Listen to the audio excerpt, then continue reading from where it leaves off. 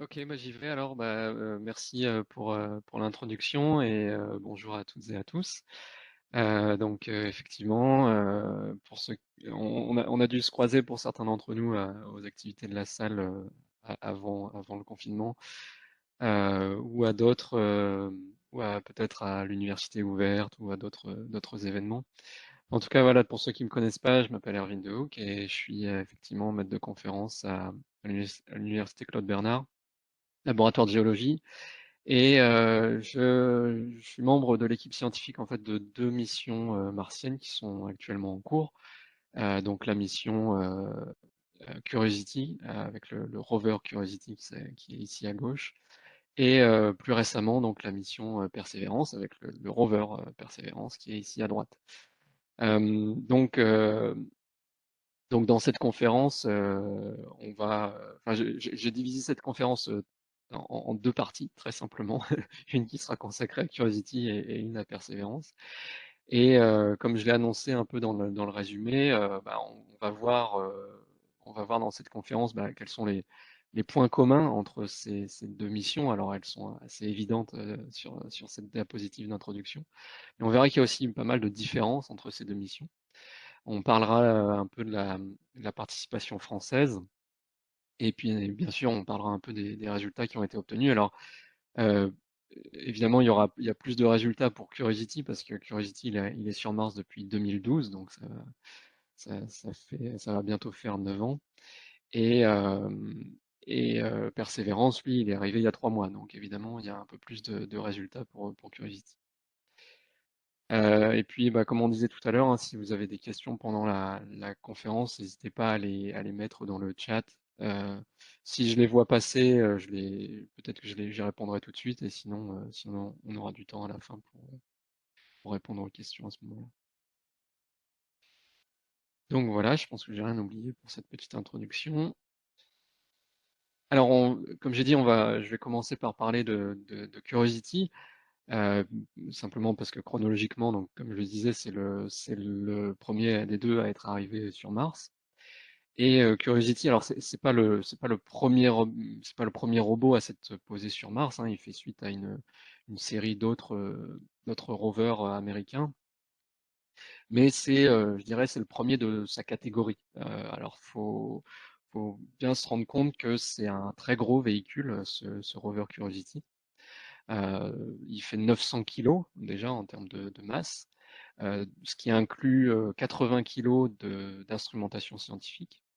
Et en termes de dimension du véhicule, c'est une petite voiture. Il fait 2,9 mètres de long et 2,7 mètres de large. Euh, et son mât j'ai plus le chiffre exact en tête, mais le mât culmine à environ de 2 mètres de hauteur. Donc c'est un gros véhicule. Et d'ailleurs, le nom de la mission, alors Curiosity en fait c'est le nom du rover, et la mission elle s'appelle Mars Science Laboratory, donc laboratoire de sciences martiennes. Donc c'est vraiment un véhicule qui est pensé comme un laboratoire roulant qu'on envoie sur Mars. Donc je l'ai dit, il y a 80 kilos d'instrumentation scientifique, ouais, je ne vais pas tout détailler évidemment ici. Donc c'est réparti sur 10 instruments au total. Donc on a des choses assez classiques comme des caméras, donc les caméras Mastcam qui sont ici sur le mât. On a une petite station météo qui s'appelle REMS. Et puis on a des instruments qui sont positionnés sur un bras robotique, donc qui peut être déployé et être mis au contact des roches martiennes. Donc on a un instrument notamment de mesure de composition chimique qui s'appelle l'APXS. Et puis une caméra qui est également au bout de ce bras robotique et qui permet de prendre des images très détaillées de la texture de ces roches et qui accessoirement permet de faire les selfies que vous avez vus sur la diapositive d'introduction. Et puis il y a deux instruments en fait, les deux instruments les plus imposants en fait on les voit pas extérieurement et en fait ils sont à l'intérieur du corps du rover. Et ce sont des instruments d'analyse minéralogique pour Kemin. Et puis il y a cet instrument qui s'appelle SAM. Alors c'est pas pour le prénom, hein, ça veut dire Sample Analysis at Mars. C'est un instrument qui permet de faire des analyses notamment de gaz évolués, c'est-à-dire qu'on va chauffer l'échantillon et puis voir les gaz, on va analyser les gaz qui s'en échappent. Et puis, il fait également de l'analyse de matière organique. Et puis des analyses isotopiques également. Donc c'est un instrument extrêmement puissant et extrêmement versatile. Et en fait, ces deux instruments, donc Kemin et SAM, qui sont à l'intérieur du rover, ils sont dépendants du système de forage du rover, donc qui est situé également sur le bras, et qui va venir donc prélever de la poudre de roche. Je vous montrerai des exemples après. Et donc le bras peut se retourner au-dessus de la carrosserie du rover, entre guillemets, et il va venir verser dans ces instruments un petit peu de poudre de roche qui va ensuite être analysée. Donc voilà le système de laboratoire roulant que représente ce rover Curiosity. Alors j'ai oublié de faire apparaître la petite animation pour vous donner peut-être une meilleure idée de la taille. Ça c'est une photo de moi avec une réplique, évidemment c'est pas un modèle de vol, hein, c'est une réplique d'une des roues du rover, pour vous donner un petit peu une idée de la taille. Donc voilà un petit peu l'instrumentation scientifique. Alors évidemment, quand on va faire des prélèvements de roches comme ça, il va falloir amener le bras robotique direct, il va falloir poser le bras robotique à la surface et il va falloir forer. Et ça, c'est une opération qui est assez délicate et à chaque fois qu'on va le faire, ça va prendre un certain temps. Euh, alors au début, les premières campagnes de forage étaient très longues. Maintenant, elles durent à peu près 2 semaines, mais donc c'est 2 semaines pendant lesquelles le rover doit rester à la même place. Donc autant dire qu'on ne le fait pas non plus tous les jours. Donc c'est-à-dire qu'il faut aussi des instruments par ailleurs un petit peu de reconnaissance pour identifier les roches qui sont intéressantes et qui feraient qui ferait des bons échantillons à être analysés par Kemin et Sam. Et un des instruments de reconnaissance que l'on a, outre bien sûr les caméras qui nous montrent l'environnement du rover, l'autre instrument de reconnaissance, c'est cet instrument dont j'ai pas encore parlé, qui est situé tout au sommet du mât, cette boîte blanche. C'est l'instrument ChemCam. Et ChemCam, c'est l'une des deux contributions majeures de la France à ce rover Curiosity.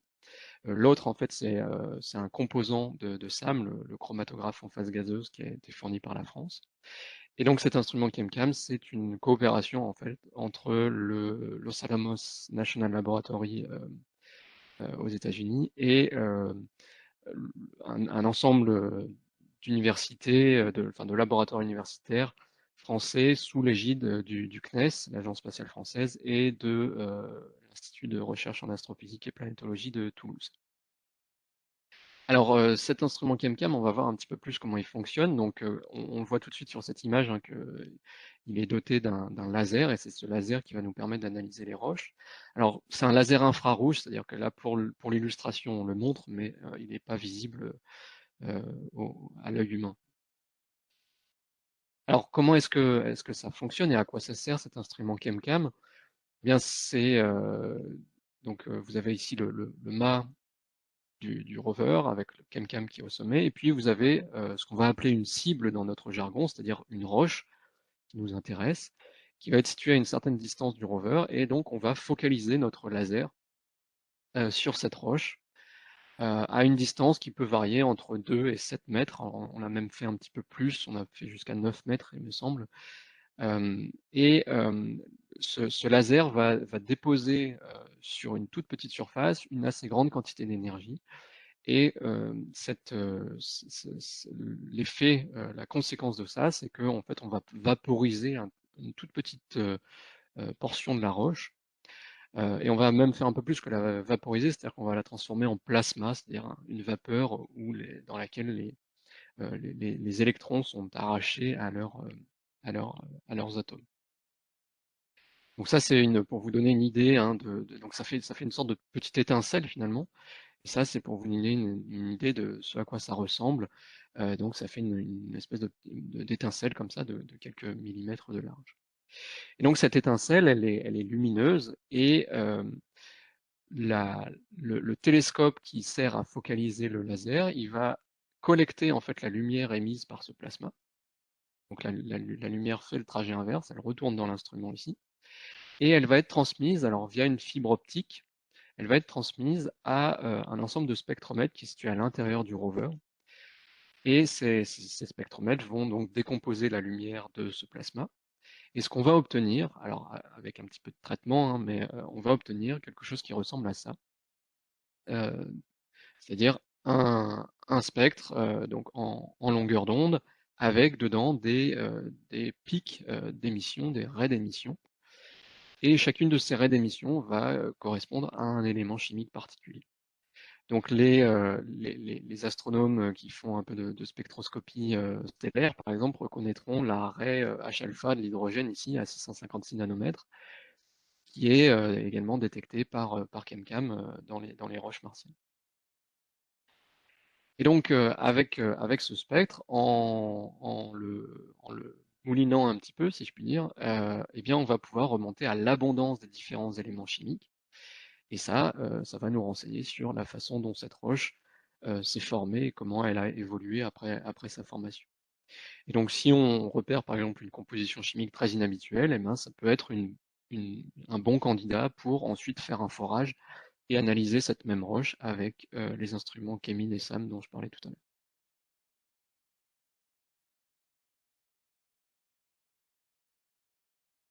Alors, maintenant, je vais parler un petit peu du site d'atterrissage de Curiosity. Curiosity, je l'ai dit, a atterri en 2012 sur Mars et il a atterri dans ce cratère que vous voyez ici. Alors c'est une image dans laquelle la couleur représente l'altitude.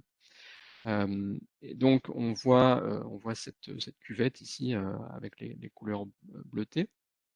Donc c'est un cratère qui est situé assez, assez proche de l'équateur martien. On est à peu près à 5 degrés sud et il fait 150 km de diamètre environ. Donc un cratère quand même d'assez grande dimension, même si bon, sur Mars on a des bassins d'impact qui sont beaucoup plus grands que ça, mais un cratère relativement grand. Et ce cratère, donc, il a la particularité, on le voit sur la carte globale ici, d'être situé sur ce qu'on appelle la dichotomie martienne, c'est-à-dire la limite entre les terrains, enfin entre les plateaux de l'hémisphère sud, donc vous voyez les couleurs rougeâtres qui sont donc des altitudes assez élevées, et puis les plaines de l'hémisphère nord, donc qui sont à plus basse altitude. Donc on est à cheval sur cette dichotomie.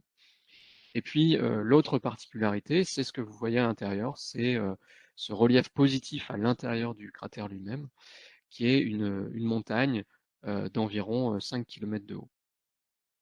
Alors, en termes d'âge, ce cratère, on estime qu'il s'est formé il y a environ 3,6 milliards d'années. C'est un cratère très, très ancien, en tout cas par rapport à ce qu'on peut trouver sur Terre. Alors justement, si on fait une petite comparaison avec l'histoire géologique de la Terre, donc je vous ai mis ici à gauche l'échelle des temps géologiques terrestres, telle qu'on l'utilise très couramment en géologie. Alors c'est une échelle qui est pas linéaire en fait, hein, si vous, bon, c'est peut-être un peu petit, mais si vous regardez précisément les chiffres, la première colonne ici va en gros jusqu'à la disparition des dinosaures, donc 65 millions d'années. Donc ça représente une certaine période de temps. Et la dernière colonne ici couvre entre 500 millions d'années et 4,5 milliards d'années. Donc la dernière colonne ici est beaucoup plus longue que la première. Et ça, c'est simplement lié au fait que on a plus de subdivisions à proximité du présent, puisque on a notamment, par exemple, plus de fossiles sur lesquels on peut faire des subdivisions. Mais donc, si on regarde sur cette échelle des temps géologiques terrestres, 3,6 milliards d'années, eh ben, ça nous amène quelque part ici. Donc, on est vraiment tout en bas de l'échelle des temps géologiques terrestres. Et en fait, ça correspond à des terrains qui, sur Terre, ont été très très mal préservés parce que sur Terre, on a beaucoup d'activités géologiques, du volcanisme, de la tectonique des plaques, etc., de l'érosion, qui fait que cette époque de l'histoire de la Terre a été très mal préservée. Au contraire, sur Mars, ces terrains anciens ont été bien préservés parce que eh bien, il y a aujourd'hui beaucoup moins d'activité à la surface de Mars, et donc ces terrains anciens ont été beaucoup mieux préservés.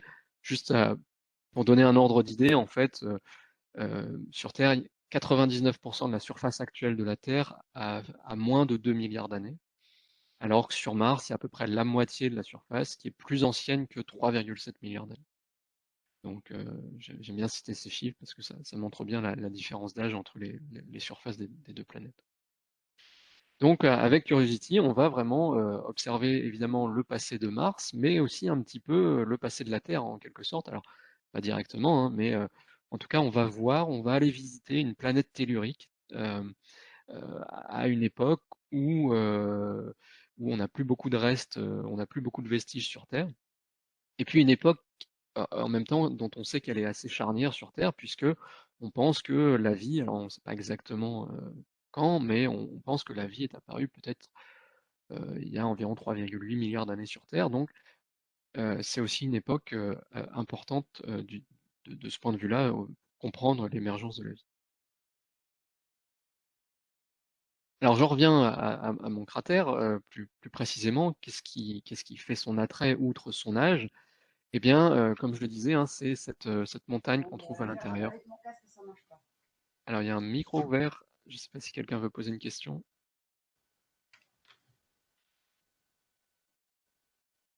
Sinon, je continue. Et donc, je disais, il y a cette montagne à l'intérieur du cratère. Donc, c'est une montagne qui fait 5 km de haut. Donc, c'est vraiment pas une petite montagne. Et elle est intéressante parce que, en fait, c'est une montagne qui n'est ni une montagne tectonique. C'est pas une montagne comme le Mont Blanc, par exemple, qui serait formée par la collision de plaques continentales, euh, ou c'est pas un volcan non plus, c'est en fait une pile sédimentaire. Donc c'est-à-dire que dans ce cratère se sont accumulés des sédiments sur plusieurs kilomètres donc d'épaisseur, et puis ensuite l'érosion a dégagé une partie de ces sédiments pour former cette montagne ici, qu'on appelle Aeolis Mons ou Mont Sharp. Aeolis Mons étant le nom officiel et Mont Sharp étant le nom officieux.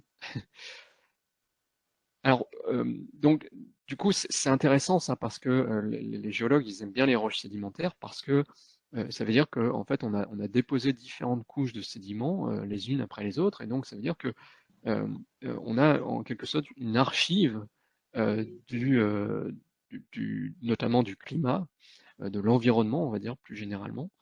Et l'idée donc de la mission, c'est avec le rover de venir se poser dans la plaine ici et puis de remonter une petite partie de ces différentes strates sédimentaires pour eh bien, venir en quelque sorte lire l'histoire géologique de Mars dans ces couches. Alors par ailleurs, on a aussi des indications d'une certaine diversité minéralogique dans ces strates sédimentaires. Donc c'est l'image que vous avez un petit peu à droite. Alors elle est tirée d'un papier, donc elle est pas, c'est pas une image très pédagogique. Elle est un petit peu chargée. Mais ce qu'il faut comprendre au premier ordre, c'est que les différentes couleurs que vous voyez sur cette image correspondent à différentes espèces minéralogiques, à différentes espèces minérales, pardon. Donc vous avez, par exemple en rouge, vous avez de l'hématite qui est un oxyde de fer. En jaune, vous avez de la silice hydratée.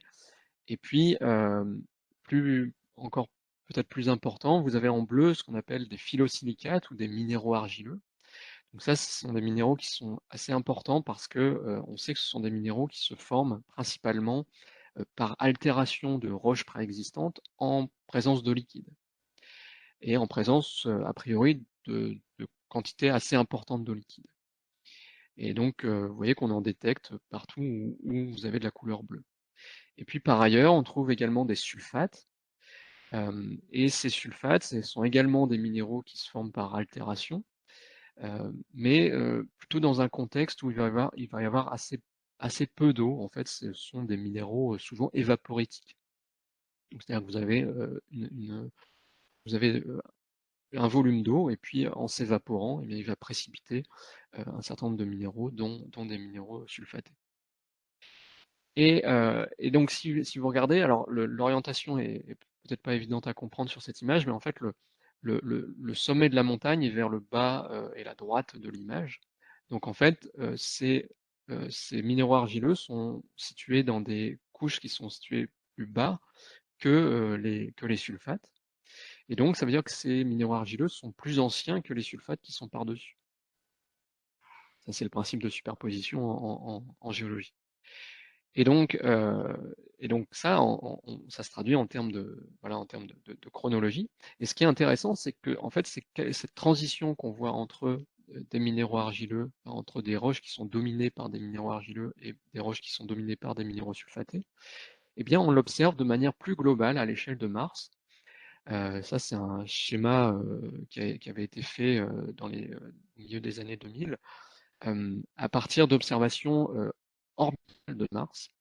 Et donc ces auteurs avaient proposé que la première partie de l'histoire de Mars soit dominée par une altération qui forme des minéraux argileux, et qu'ensuite on ait une période plus sèche où on forme plutôt des sulfates, et puis avant que Mars devienne un désert pour de bon.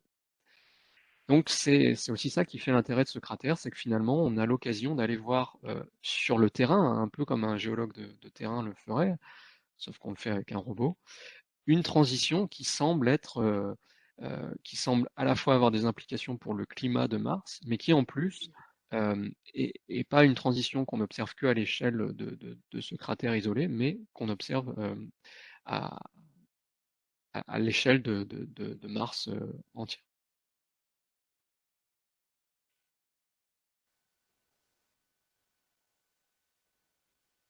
Hop, je ne trouvais plus le bouton. Donc voilà un petit peu les raisons pour lesquelles on a atterri dans ce cratère. Alors maintenant, je vais passer un petit peu en revue le trajet qu'a suivi Curiosity depuis son atterrissage. Alors, je vais revenir très rapidement sur la diapositive précédente. L'objectif, donc je l'ai dit, c'était d'explorer donc le flanc de cette montagne, mais évidemment, c'est pas très pratique d'atterrir sur le flanc d'une montagne, et donc ce qu'on appelle l'ellipse d'atterrissage, c'est-à-dire la zone d'incertitude à l'intérieur de laquelle on va atterrir, avait été placée dans la plaine juste à côté pour assurer un atterrissage en toute sécurité. Donc on a atterri dans cette plaine, donc là, je vous fais faire un peu de gymnastique cérébrale parce que là maintenant le nord est vers le haut de l'image, alors précédemment il était vers le bas. Donc on a atterri, donc ça c'est l'ellipse d'atterrissage, on a atterri pas très loin du centre de cette ellipse, ce qui veut dire que les ingénieurs ont bien fait leur travail de calcul d'incertitude. On a atterri au niveau du point blanc ici. Et je vous montre cette image parce que ce que vous voyez là, ce sont des courbes de niveau, donc ça représente, ce sont des lignes de même altitude. Donc ce que l'on voit en fait, c'est que le rover s'est posé juste au pied de ce que vous avez ici, cette forme en éventail. Vous voyez les courbes de niveau qui forment cette forme caractéristique. Et donc ça, c'est ce qu'on appelle un cône alluvial. Et c'est-à-dire que ce sont des dépôts qui viennent en fait du rempart du cratère qui sont juste ici. Et on ne le voit pas en fait sur cette image qui est coupée un petit peu trop bas ici. Mais en fait, on a une vallée qui incise le rempart du cratère. Et donc, on a eu à un moment donné des sédiments qui étaient probablement déposés par une rivière qui est venue former ce cône alluvial. Et donc, le rover s'est posé juste à l'extrémité de ce cône alluvial. Et donc, on a pu aller analyser ces roches avant de se diriger vers le flanc de la montagne.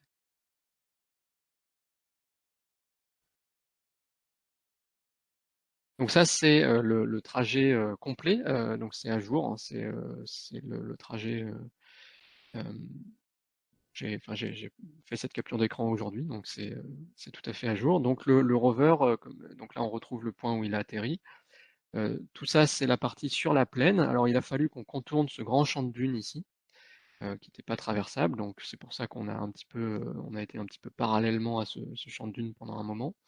Et puis, depuis à peu près 2014, donc depuis à peu près la zone que je montre ici avec le pointeur, on a atteint les strates qui constituent le mont Sharp, donc la montagne au centre du cratère. Et au total, on a parcouru un tout petit peu plus de 25 km à ce jour. Alors 25 km, ça peut paraître pas énorme, hein. C'est vrai que si on y pense, c'est quelque chose qu'on peut faire en une journée de randonnée sans trop de difficulté. Euh, En fait, ce qu'il faut bien comprendre, là je vais faire un petit aparté sur ce qu'on appelle les opérations ou ce qu'on pourrait appeler le pilotage du rover. Ce qu'il faut comprendre, c'est que le pas de temps, il est de l'ordre de la journée. C'est-à-dire que on pilote pas un rover sur Mars en direct, comme on pourrait piloter une voiture téléguidée, par exemple. Ça, c'est pas possible parce qu'il y a des délais de communication qui sont trop longs et en réalité, ce serait pas efficace. Donc la façon dont ça fonctionne, c'est que on a à chaque fois que le rover se déplace, en fait, il va acquérir une mosaïque, il va avec ses caméras de navigation, il va faire un ensemble d'images de ce qu'il y a autour de lui, ce qui va nous donner le genre de mosaïque que vous avez sur cette diapositive. Et puis donc nous on va recevoir ça sur Terre, et puis les équipes scientifiques et les équipes d'ingénieurs vont décider ensemble ce que va faire le rover le lendemain. Donc les scientifiques, par exemple, vont dire, bah, nous, ce caillou-là, il nous a l'air très intéressant parce que bah, sa texture sur les images a l'air curieuse ou parce que sa couleur est un peu différente, etc. Bon, sur les images noir et blanc, on peut pas voir la couleur, mais on a d'autres images, bien sûr. Et puis les ingénieurs vont dire, ah bah, alors avec l'énergie qui est disponible à bord, on a le temps de faire tant d'analyses, etc., etc. Et donc ensemble, les équipes de scientifiques et d'ingénieurs vont construire un plan d'activité. Et ce plan d'activité, en fait, il va couvrir la prochaine journée du rover, ou voire même, si c'est un week-end, ça peut couvrir 2 jours ou 3 jours. Et puis ce plan d'activité, donc, il est envoyé au rover directement via les antennes du Deep Space Network de la NASA. Et puis le rover va recevoir ça le matin quand il se réveille. Et puis il va exécuter ce plan durant la journée de manière autonome. Alors parfois il va rencontrer un problème et puis il va s'arrêter s'il pense qu'il y a un dysfonctionnement. Mais sinon il va exécuter ce plan de manière autonome. Et puis si ce plan inclut un nouveau déplacement, eh bien, il va refaire une série d'images et puis il va nous renvoyer ça. Alors cette fois, le retour des données se fait via les orbiteurs martiens. Enfin bon, c'est un détail. Et ensuite, nous, on reçoit sur Terre tout ça le lendemain, et puis on peut recommencer le cycle. Donc, voilà, j'explique ça parce que c'est pas du tout la même chose en fait que quand un géologue est sur le terrain où son temps de réaction est de l'ordre de la seconde. Enfin, s'il repère une roche intéressante, il peut tout de suite aller la voir. Avec le rover, ce fonctionnement en plan d'activité fait que notre temps de réaction au mieux est de l'ordre de la journée. Donc ça explique en partie la faible vitesse apparente de ces véhicules. Alors je l'ai dit, Curiosity a une foreuse sur son bras robotique, donc on a réalisé un certain nombre d'échantillonnages depuis le début de la mission. Donc là, c'est simplement une collection d'images de ces forages.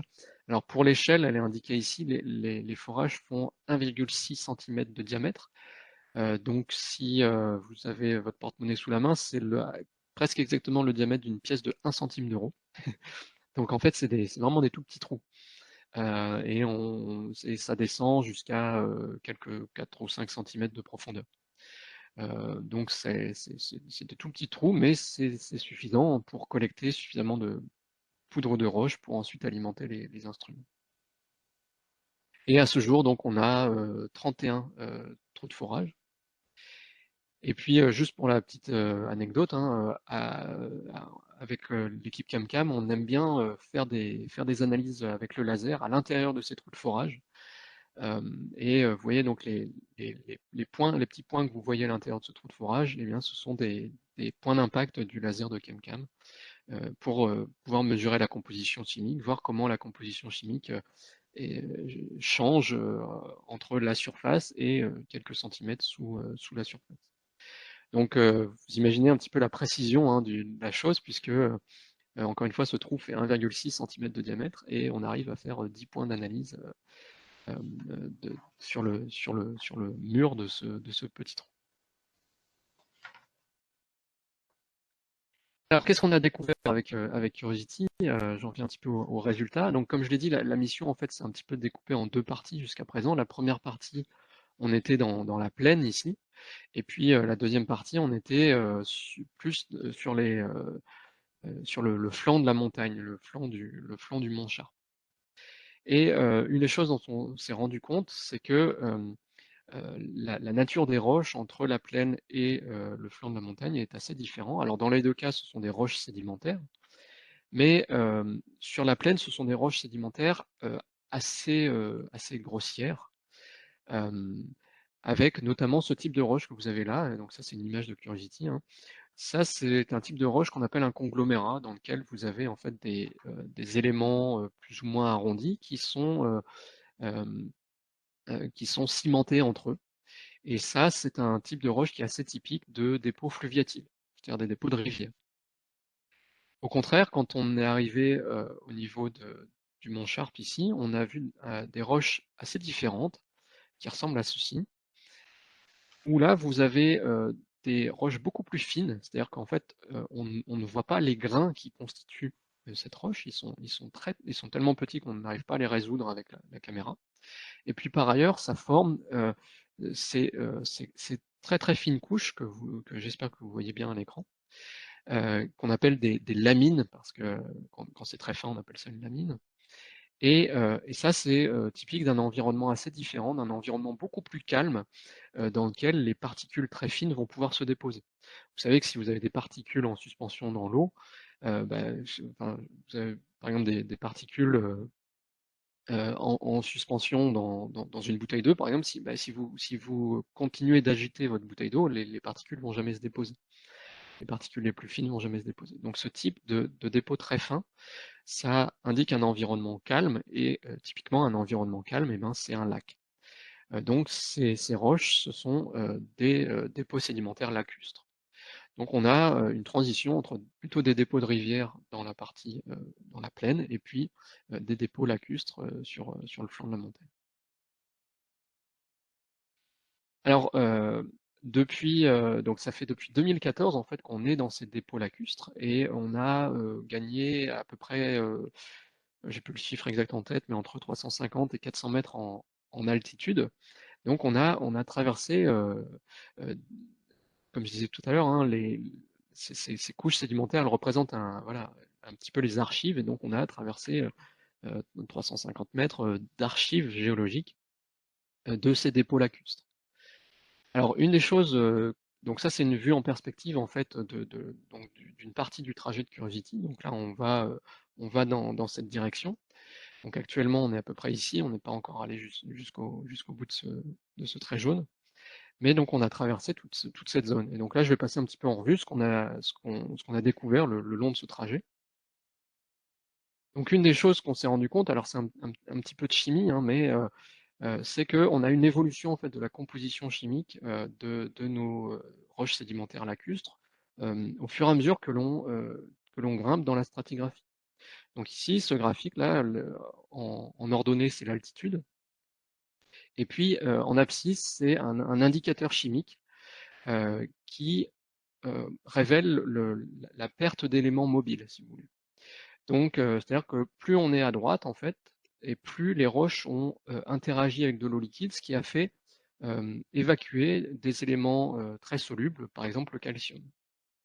Donc, ce que l'on se rend compte, c'est que, alors, c'est un peu bruité, entre guillemets, c'est-à-dire que c'est pas une variation totalement linéaire, mais on voit que au fur et à mesure que l'on grimpe, on est de plus en plus à droite sur ce graphique, et ça nous indique que on est dans des environnements avec des volumes d'eau de plus en plus importants, ou en tout cas avec une intensité de l'altération de plus en plus importante.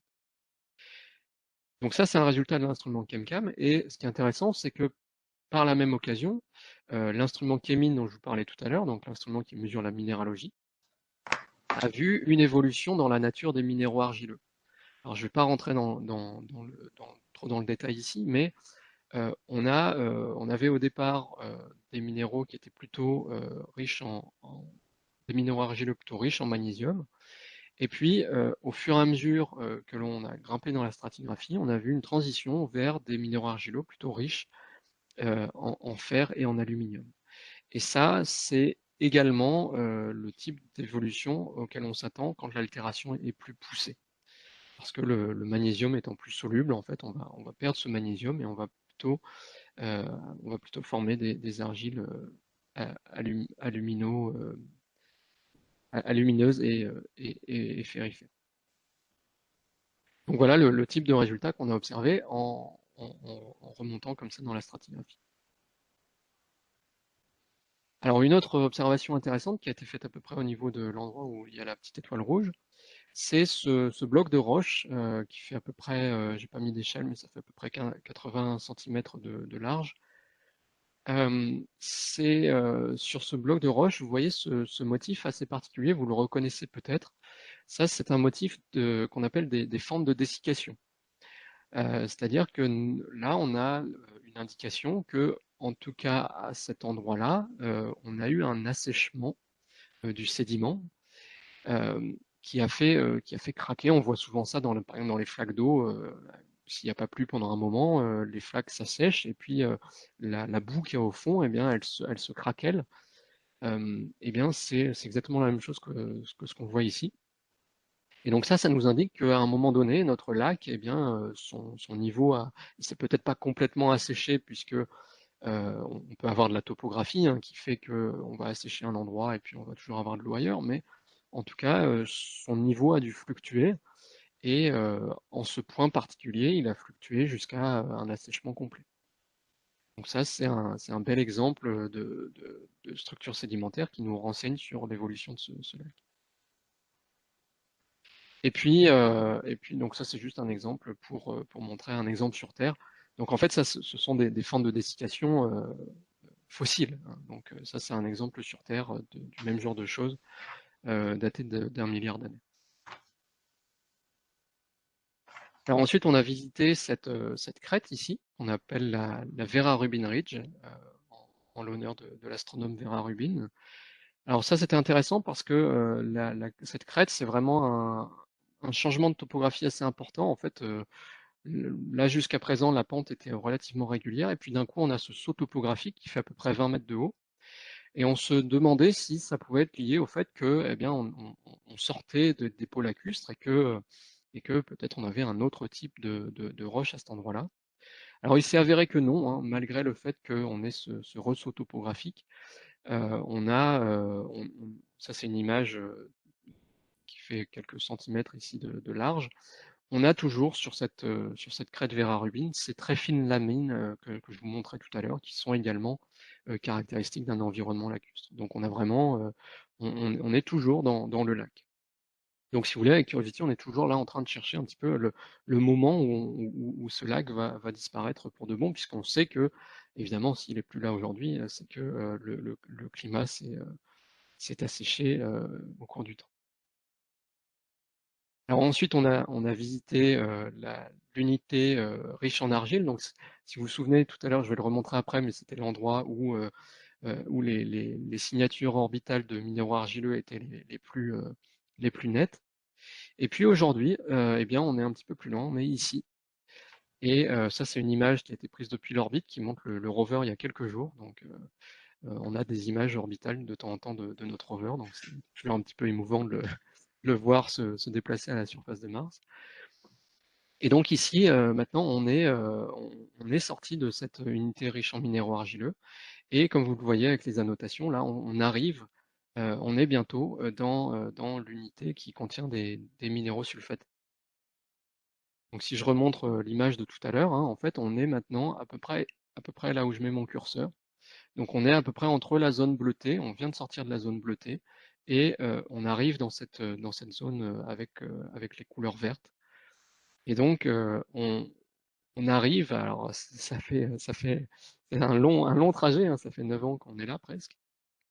Mais après ce long trajet, on arrive enfin à cette transition minéralogique majeure. Et on va donc maintenant pouvoir étudier cette transition eh bien, avec la vue du terrain, notre robot géologue. Et donc on espère mieux comprendre en fait comment cette transition s'est faite, à quel point elle a été brutale notamment, et puis voir si ça correspond également à une disparition du lac que l'on a vu jusqu'à présent. Donc voilà un petit peu pour le bilan de Curiosity. Donc, comme je l'ai dit, les observations qu'on a montrent que le climat de Mars, il y a 3,6 milliards d'années, était propice à la présence prolongée d'eau liquide, hein, puisque l'intérieur du cratère très clairement a accueilli un lac, ou peut-être même une succession de lacs, puisqu'il y a pu y avoir des périodes d'assèchement. On a également on a pu confirmer depuis le sol certaines détections minéralogiques qui avaient été faites depuis l'orbite, hein. Donc j'ai parlé de l'hématite ou des minéraux argileux par exemple. Et puis ça, j'en ai pas trop parlé, mais il y a aussi plusieurs échantillons qu'on a prélevés avec le rover dont on a montré qu'ils renfermaient de la matière, enfin des molécules organiques. Alors des molécules organiques, ça ne veut pas dire des molécules vivantes, hein, ça veut dire des molécules qui contiennent des liaisons carbone-hydrogène. Donc, ce sont des molécules qui sont considérées comme en quelque sorte des ingrédients de base de la vie. Donc ça, c'est assez encourageant pour justement la recherche d'éventuelles biosignatures. Ça veut dire que sans avoir besoin de gratter trop loin sous la surface de Mars, on peut assez rapidement trouver des molécules organiques.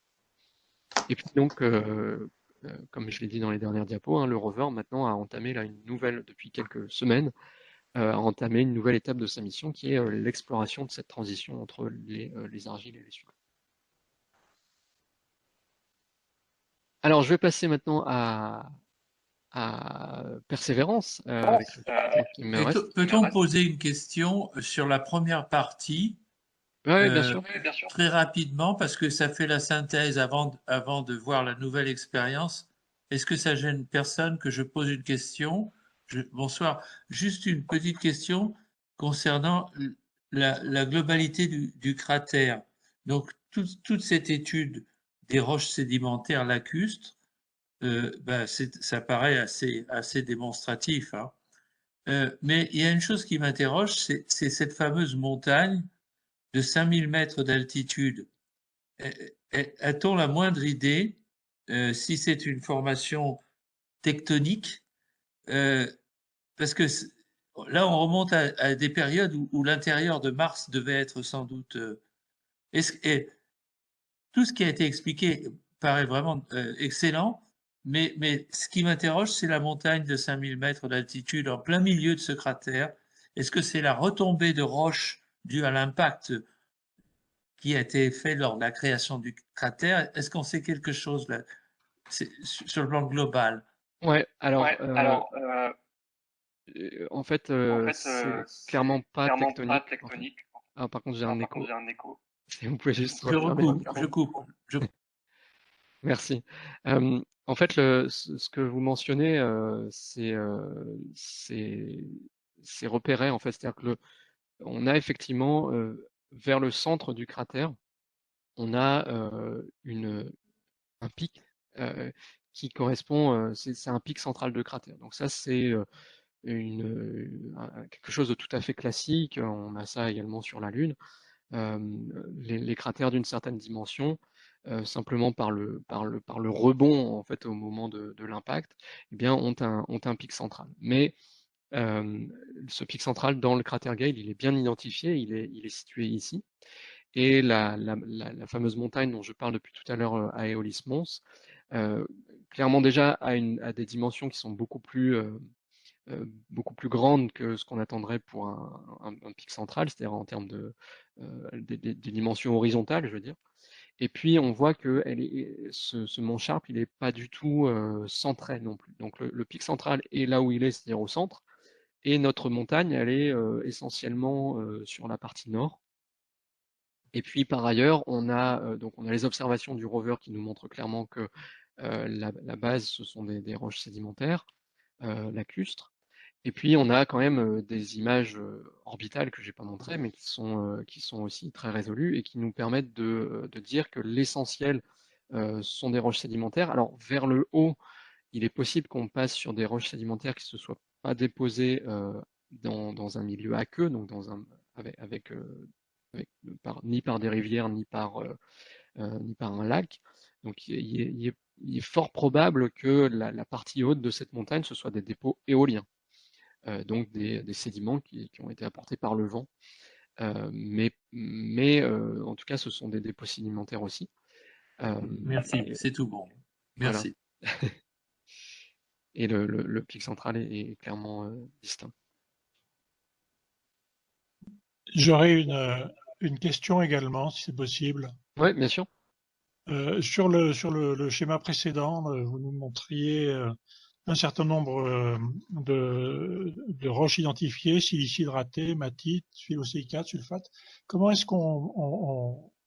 c'est une question un peu basique, hein, comment est-ce qu'on peut établir ces éléments de la Terre? Alors, c'est une très bonne question. En fait, ce sont des observations orbitales, donc c'est un satellite autour de Mars, avec un instrument qu'on appelle un spectromètre infrarouge. Donc, en fait, on va observer la, la- la lumière du Soleil qui est renvoyée par la surface de Mars et la décomposer en longueur d'onde. Et en fait, dans l'infrarouge, on va avoir un certain nombre d'absorptions qui vont être caractéristiques de différentes liaisons chimiques. Et à partir de ces liaisons chimiques, on peut faire des interprétations minéralogiques. Euh, donc, euh, Par exemple, l'hématite, ça se voit assez bien. Alors, en l'occurrence, c'est plutôt dans le visible ou très proche infrarouge qu'on détecte l'hématite. Alors après, ce qu'il faut garder à l'esprit, en fait, c'est que ce type d'analyse, on va détecter des minéraux qui vont être spectralement dominants, c'est-à-dire dont les absorptions vont être bien détectables, mais comment dire, ça ne correspond pas à la totalité de la minéralogie. C'est-à-dire que, on l'a d'ailleurs très bien vu, par exemple, au niveau de la Vera rubinrige, qui sort en rouge ici parce qu'on y détecte de l'hématite. Mais l'hématite représente quelques pourcents en masse de la roche. Pour les argiles ici, c'est un peu plus, ça représente à peu près 30% de la masse de la roche. Donc en fait, avec ces instruments de spectroscopie, on détecte le minéral qui va causer des absorptions dans l'infrarouge, mais on n'a pas une vision globale de la minéralogie. Donc c'est vrai que c'est toujours un petit peu faire attention aux raccourcis de langage, et je suis sûr que je l'ai fait. C'est vrai que quand on dit en vert, là, ce sont des sulfates, c'est pas des sulfates purs, ce sont des roches qui contiennent des sulfates. D'accord, merci bien. J'espère que ça répond à la question. Est-ce qu'il y a d'autres questions avant que je passe à Persévérance? L'autonomie de Curiosity, elle est prévue pour combien d'années encore? Pour- Alors, il y a pas vraiment de date limite en fait. Curiosity, il avait une durée de vie, ce qu'on appelle la mission nominale, c'est-à-dire un petit peu la mission, la durée de garantie, si vous voulez, de 2 années martiennes. On est largement au-delà maintenant, hein. Pardon, de 2 années terrestres. On est largement au-delà maintenant. Euh, alors après, ce qui se passe en fait, c'est que à chaque fois qu'on arrive au bout d'un cycle, on fait une demande d'extension de mission. C'est pas moi qui gère ça, hein, mais c'est les responsables scientifiques de la mission. Ils font une demande d'extension au, au- tout en haut aux décideurs de la NASA et la mission est renouvelée à chaque fois pour 2 ou 3 ans. Donc là, la mission actuellement, elle est encore officiellement étendue jusqu'à l'année prochaine, je crois, jusqu'à l'automne 2022. Et donc là, il y a un dossier qui est en train d'être préparé pour justifier de prolonger encore.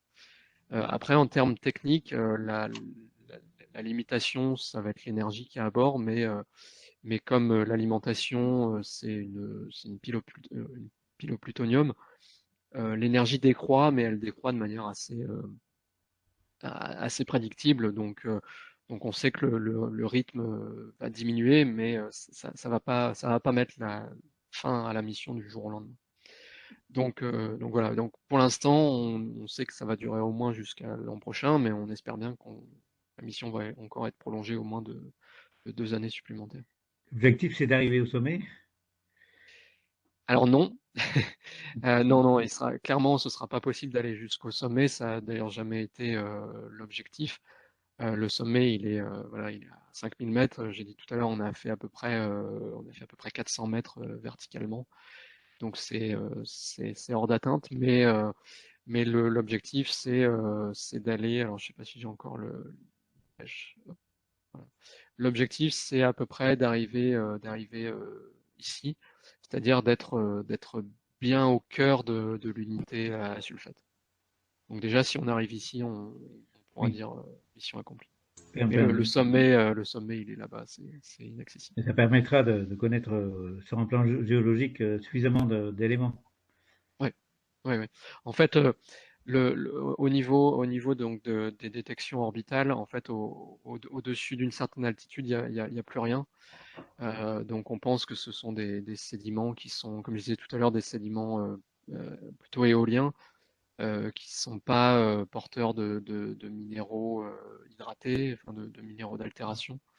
Donc, au niveau de l'histoire de l'eau liquide et des conditions d'habitabilité, etc., la partie haute de la montagne, de toute façon, est beaucoup moins intéressante. Merci beaucoup. Merci. Une question. Oui, Bonsoir. bonsoir. Tout à l'heure, vous avez parlé d'analyse isotopique. Oui. Ça consiste en quoi?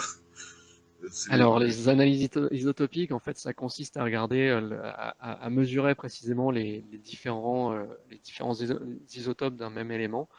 Donc, un isotope, c'est une version de l'atome avec plus ou moins de neutrons. Ah oui, ok, Donc, d'accord. J'avais oublié. et, et donc l'intérêt de faire ça, alors c'est notamment intéressant par exemple pour les mesures atmosphériques. C'est-à-dire qu'on peut, l'instrument SAM dont j'ai parlé tout à l'heure peut ingérer donc directement l'atmosphère martienne. Et ça nous permet d'avoir une idée de la quantité d'atmosphère qui a été perdue dans l'espace au cours du temps. Parce qu'en fait, quand on a ce phénomène d'échappement atmosphérique, les isotopes plus légers vont avoir tendance à s'échapper plus facilement que les isotopes plus lourds. Et donc, sur des grandes périodes de temps, ça fait varier les proportions relatives des différents isotopes. Donc voilà le genre de choses qu'on Ok. peut faire avec ça. Et autre chose. Là sur l'image qu'on a sur l'écran, on voit toute l'image avec l'analyse, avec les sols. Telle partie c'est des hématites, telle partie c'est des sulfates. Et comment on a fait? C'est avec le laser qu'on a déterminé ça? Non, non, ça c'est vraiment une image, c'est une image orbitale. C'est-à-dire que avec le rover, on va vraiment couvrir les choses à petite échelle. Alors c'est vrai que là, je vais pas insister sur les échelles, mais ici, là, vous avez l'échelle. La barre blanche, là, fait 2,5 km. Hmm. Donc ça, c'est une image orbitale. En fait, là, vous avez les empreintes de différentes observations qui ont été faites. Avec le laser, avec le rover, on va vraiment avoir simplement à quelques mètres autour de nous, en fait. Donc Ok, ça va ouais. vraiment être vraiment le long du trajet. Ça va être plus linéaire. Et c'est vraiment en ça que les deux sont très complémentaires, en fait, parce que autant avec le rover, on va pouvoir faire des analyses très détaillées, comme on en parlait, on va pouvoir faire des analyses isotopiques, on va pouvoir faire de la diffraction X pour avoir la minéralogie, etc. Mais tout ça, on peut le faire que vraiment sur une petite zone là où le rover se déplace. Et alors que les données orbitales nous permettent de, alors c'est moins précis, hein, les données orbitales, on n'a pas accès, par exemple, à toute la minéralogie, mais par contre, on peut couvrir des zones beaucoup plus grandes. Donc, il y a vraiment une synergie là entre les satellites et les rovers. Mais comment, avec une image orbitale, on peut déterminer que dans cette partie, c'est des hydrates, là, c'est des hématites, là, c'est des sulfates? C'est ça qui me. En fait, c'est parce que c'est ce que j'essaie d'expliquer à la question précédente. En fait, donc on a des images, je vais dire, on a des images classiques, un Ouais. peu comme des images d'appareil photo. Et à côté de ça, on a des images qu'on appelle des images hyperspectrales. C'est un terme un petit peu compliqué pour dire que, en fait, on prend des images dans un très grand nombre de longueurs d'onde différentes. Ah, ok, d'accord. Donc, et en fait, ça permet pour chaque pixel de l'image de reconstituer Ah, un ouais, spectre d'absorption. ouais, Et c'est ça. dans ce spectre, Ouais. on va avoir on va détecter des absorptions caractéristiques de certains minéraux. Donc D'accord. voilà, il faut s'imaginer que sur cette zone, pour, euh, pour chaque pixel de l'image, on peut cliquer dessus et avoir un spectre qui nous donne une idée de sa composition. Ok, merci.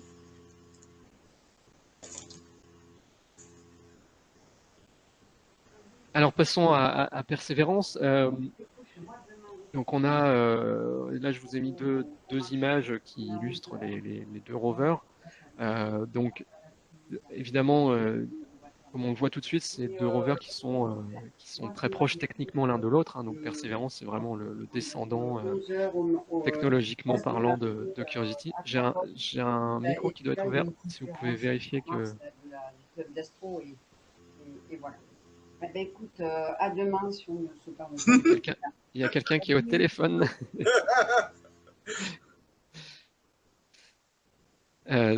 Pardon, donc je disais oui, donc les deux rovers manifestement, hein, on voit tout de suite qu'ils se ressemblent beaucoup.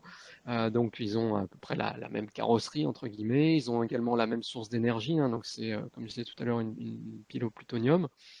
Et j'utilise également le même système de ce qu'on appelle le système d'entrée, descente et d'atterrissage. Donc c'est ce système un petit peu de science-fiction avec la grue volante qui vient élitreiller le rover à la surface. Donc tout ça est en commun entre les deux rovers. C'est-à-dire qu'évidemment, il y a un gros héritage technologique entre les deux. Mais il y a aussi des différences. Alors, si je peux repasser les diapos. Ouais, c'est bon. Alors, d'abord, il y a, comme il y a un certain nombre d'années qui se sont passées entre les deux, et puis on a appris aussi de ce qu'on a fait avec Curiosity. Donc, il y a eu un certain nombre d'améliorations techniques. Vous avez peut-être entendu parler que Curiosity avait eu des petits problèmes avec ses roues qui s'abîmaient plus rapidement que ce qu'on avait prévu. Donc, elles ont été renforcées sur Persévérance. Les caméras de Persévérance sont un peu meilleures aussi, etc. Plus au niveau de la science, on a une nouvelle charge utile scientifique, c'est-à-dire qu'on n'a pas remis les mêmes instruments sur Persévérance que sur Curiosity. Là, je vais revenir là-dessus juste après. Et puis, il y a aussi d'autres changements. Par exemple, là aussi, je vais en reparler, il y a un drone qui a voyagé avec Persévérance. Et puis, le système de prélèvement d'échantillons est également différent.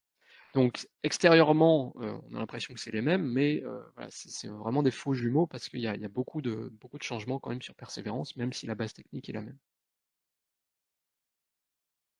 Alors les objectifs aussi sont différents. Alors il y a des points communs, hein, donc bien sûr on va s'intéresser à la géologie, on va s'intéresser à l'astrobiologie. Mais là en fait où Curiosity était vraiment pensé pour être un laboratoire roulant, donc un laboratoire un peu autonome, c'est-à-dire que voilà, on pouvait prélever les échantillons et puis on avait à bord les instruments qu'il fallait pour faire des analyses assez poussées. Là, la logique sur Persévérance est un peu différente parce que on va s'inscrire dans un projet un peu plus vaste qui est le retour d'échantillons martiens sur Terre. C'est quelque chose qu'on n'a jamais fait et on sait que ce serait vraiment un game changer, comme disent les anglo-saxons. Donc ce serait vraiment quelque chose qui changerait la donne pour notre compréhension de Mars que d'avoir la possibilité d'avoir des échantillons ramenés sur Terre que l'on puisse analyser avec tous les moyens analytiques possibles et imaginables sur Terre. Donc là où Curiosity était voilà, un laboratoire un peu autonome, là la mission est plus pensée pour collecter un certain nombre d'échantillons dans l'idée de les ramener sur Terre plus tard. Donc voilà un petit peu la différence de philosophie entre les deux missions. Alors le site d'atterrissage également n'est pas le même, hein, on n'a pas réatterri au même endroit, ce qui n'a pas forcément été exclu nécessairement, mais bon, on a décidé d'atterrir ailleurs. Et donc le site d'atterrissage de Persévérance, alors j'ai pas mis une carte globale de Mars, mais c'est situé assez loin, c'est à 3700 km de Curiosity, donc les deux ne vont pas se rencontrer. Et le site d'atterrissage, c'est également un cratère, donc on aime bien atterrir dans les cratères parce que c'est souvent les cratères, ça constitue des réceptacles pour les sédiments, donc c'est assez logique de se poser dedans. Mais ici, donc, on est dans le cratère qui s'appelle J0 ici et qui est en bordure d'un bassin d'impact très, très très grand qui s'appelle le bassin d'Isidis. Et c'est également à proximité de la région de Syrtis Major que les observateurs de Mars connaissent, puisque c'est une région qui est facilement identifiable au télescope. Et donc le cratère J0 et quelque part là entre les deux. Donc c'est un cratère qui est à peu près 3 fois plus petit que le cratère Gale dans lequel Curiosity a atterri, hein, puisqu'il fait 49 km de diamètre. Et c'est un cratère également, donc ça c'est un autre point commun entre les deux missions, qui a accueilli un lac par le passé. On le sait parce que d'abord on voit une vallée qui entre ici dans le cratère, et puis on voit même une vallée qui en ressort. Donc a priori ça veut dire que le cratère à un moment donné a été complètement rempli d'eau, et cette eau a fini par éroder l'autre côté du cratère pour former une vallée sortante. Et puis vous avez également ici ce magnifique delta. Donc ça, ce sont des dépôts deltaïques. C'est typiquement ce qu'on peut voir à l'embouchure de certaines rivières sur Terre, comme le Mississippi ou le Nil, par exemple. Donc tout ça nous indique que ce cratère est également un ancien lac. Alors il est un tout petit peu plus ancien que le cratère Gale, hein. Il s'est formé il y a à peu près 3,8, 3,9 milliards d'années. Alors ça, c'est donc une image qui a été prise pendant l'atterrissage de Persévérance, donc c'était il y a 3 mois, hein, c'était le 18 février dernier. Donc ça, c'est une image prise par une caméra donc, qui est sous le rover, qui regarde vers le bas. Donc on reconnaît la forme circulaire du site d'atterrissage, enfin du cratère J0. Et puis vous avez ici un objet artificiel, c'est en fait le bouclier thermique qui protégeait le rover pendant la première partie de sa descente dans l'atmosphère, qui a été largué quelques secondes avant que cette image soit prise et qui est en train là de tomber vers la surface. Alors, ce qu'on n'avait pas sur Curiosity, c'était des images justement de l'atterrissage prises pendant l'atterrissage lui-même. Donc ça, c'est une véritable image prise par Persévérance, enfin plutôt par son étage de descente. Donc il regarde le rover dont on voit le mât là, qui est encore en position repliée. Et donc le rover là est en train de descendre le long de ces 3 câbles que vous voyez. Il est en train d'être élitreillé littéralement, et puis vous voyez derrière la surface martienne avec la poussière qui est en train d'être envoyée dans tous les sens par les rétrofusées. Et puis ça, l'image là en haut à gauche, c'est un petit peu l'image en miroir avec c'est une caméra sur le rover qui regarde vers le haut et qui regarde l'étage de descente qui est un petit peu suspendu dans les airs et qui est en train d'élitreiller le rover. Donc c'est des images assez incroyables. Et bon, moi j'ai suivi ça en spectateur, hein, mais c'est vrai que c'est forcément un moment un peu stressant parce que c'est c'est une des étapes les plus délicates de la mission. Mais en tout cas, voilà, le rover a atterri en un seul morceau, on est très content. Et donc il est depuis 3 mois à la surface de Mars. Alors où est-ce qu'on a atterri exactement? Donc comme pour Persévérance, il y avait une ellipse d'atterrissage, donc on ne savait pas exactement où on allait se poser. Donc le rover s'est posé ici au niveau du point blanc. Donc on est un peu à l'est du delta. Donc on est plutôt dans la partie fond du cratère. Et donc ce qui est pas plus mal, parce que si on avait atterri, pardon, je vais boire un petit peu d'eau. Si on avait atterri directement sur le delta, on aurait été tenté d'aller directement vers l'ouest et on n'aurait peut-être pas vu le fond du cratère, donc c'est peut-être pas plus mal qu'on soit atterri ici. Alors qu'est-ce qu'on a fait depuis 3 mois? En fait, il y a une bonne partie du temps qui a été consacrée au drone dont je parlais tout à l'heure, hein. Alors les Américains préfèrent appeler ça un hélicoptère, ça fait un peu plus impressionnant. Mais voilà, en tout cas, il s'appelle Ingenuity. Et ce drone, il a déjà volé 5 fois dans l'atmosphère de Mars. Et donc là, vous avez une image prise par Persévérance d'un de ses vols. Donc là, le drone est à peu près à 5 mètres d'altitude. Et donc ça, c'est une partie purement démonstration technologique, en fait, hein. Il n'y a pas d'instrument scientifique à part des caméras à bord de ce petit hélicoptère. Mais c'est pour démontrer tout simplement que l'on peut voler dans l'atmosphère de Mars, ce qu'on n'avait jamais fait jusqu'à présent, sachant que l'atmosphère de Mars est beaucoup moins dense que celle de la Terre, hein. La pression à la surface de Mars, c'est quelques millibars, alors que sur Terre, la pression moyenne, c'est 1000 millibars. Donc l'atmosphère est beaucoup moins dense, donc c'est beaucoup plus difficile d'avoir de la portance. Mais voilà, avec ce petit véhicule, la NASA a montré que c'était possible et ça ouvre des portes pour des futures missions où on aura peut-être plus seulement des engins roulants comme Perseverance et Curiosity, mais aussi des objets volants pour accéder à des zones peut-être plus escarpées. Alors ça, c'est justement une image prise par l'hélicoptère pendant un de ses vols, et si vous regardez tout en haut à gauche ici, là on voit le rover Perseverance qui est dans le champ de vue. Donc ça, c'est une image assez sympathique. Alors, moi je suis plutôt côté science, donc on va parler quand même un petit peu de la science de Persévérance. Donc comme je l'ai dit, la charge utile scientifique, elle est nouvelle hein, par rapport à Curiosity. Donc même si là on retrouve l'architecture générale, hein, encore une fois avec ce bras robotique, mais les instruments qui sont sur le bras sont différents, les instruments qui sont à l'intérieur du rover, enfin, tout est à peu près différent. On a, par exemple, on a un géoradar maintenant à l'arrière du rover, ce qu'il n'y avait pas non plus sur Curiosity. Et puis on a un remplaçant en fait, enfin pas un remplaçant, mais un successeur, je veux dire de ChemCam, alors qui s'appelle plus ChemCam, qui s'appelle SuperCam, mais qui est également, enfin qui en fait qui rassemble la même équipe, donc le Los Alamos National Laboratory et puis le CNES côté français. Et donc cet instrument SuperCam, il prend la place de là où se trouvait ChemCam sur Curiosity. Alors toutefois, c'est pas non plus un copier-coller, c'est pas non plus un jumeau de ChemCam, c'est pour ça qu'il a changé de nom. En fait, cet instrument, il fait la même chose que ChemCam, mais avec des choses en plus. Donc là, vous avez une vue d'artiste de l'instrument en fonctionnement. Donc le principe reste le même. On a un télescope avec lequel on va focaliser le laser sur les roches martiennes alentour. Mais déjà, vous voyez sur la vue d'artiste que là, on l'a représenté avec deux couleurs différentes. Il y a une couleur rouge et une couleur verte. Alors, en fait, c'est parce on n'a plus un laser, mais deux. On a un laser infrarouge et un laser vert. Alors, les deux fonctionnent pas en même temps, c'est juste pour la vue d'artiste. Mais en tout cas, ça permet de faire des analyses supplémentaires.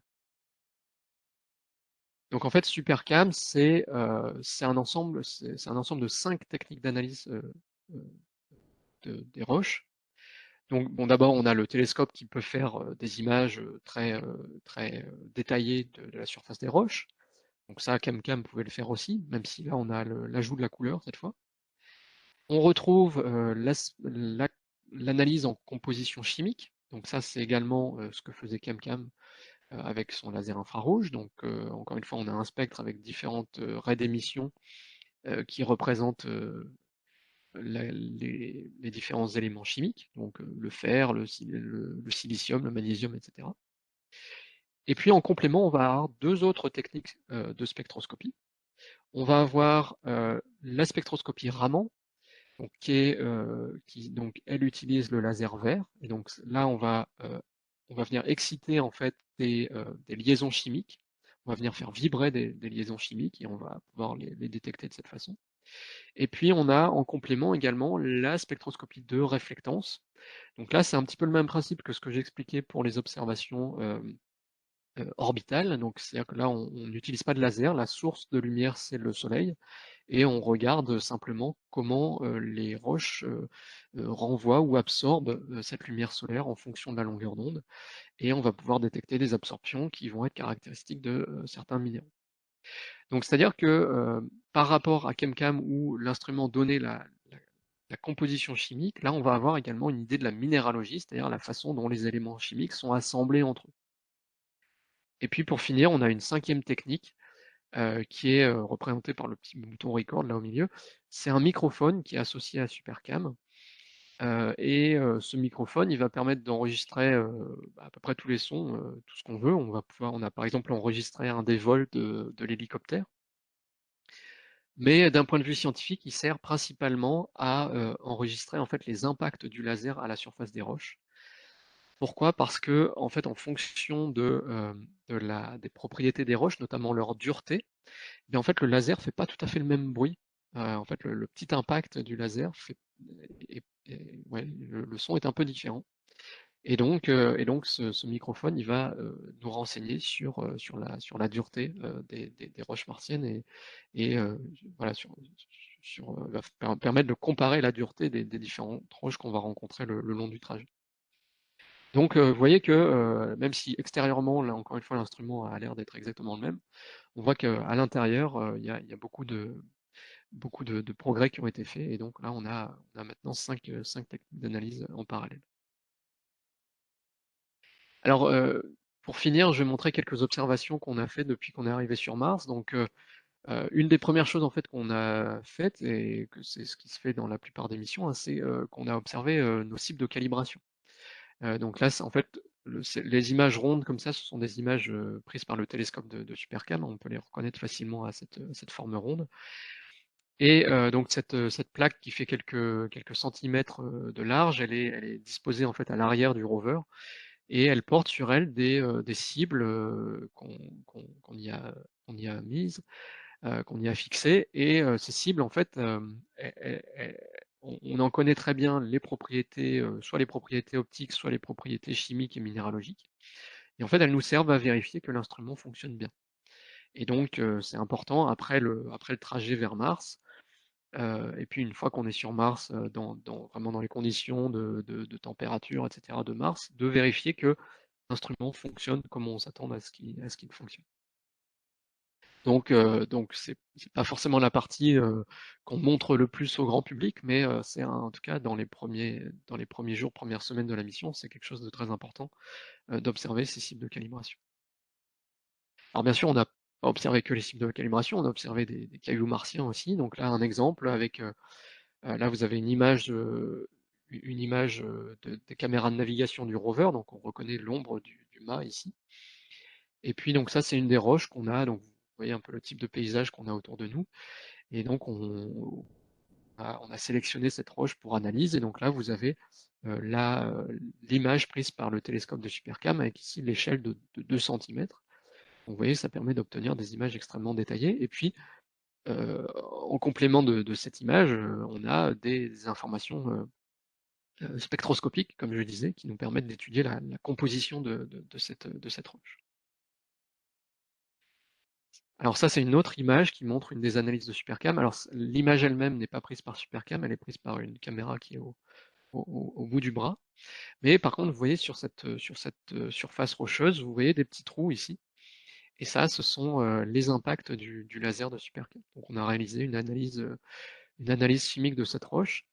Et au passage, ça permet d'illustrer un des avantages de la technique qu'emploie Supercam, et c'est aussi vrai pour CamCam d'ailleurs, c'est que on a en fait après quelques tirs laser, en fait, on dégage très vite la poussière qui a tendance à recouvrir un petit peu tout sur Mars. Et donc, ça nous permet d'avoir des analyses chimiques qui sont très bonnes parce qu'elles ne sont pas polluées entre guillemets par la poussière.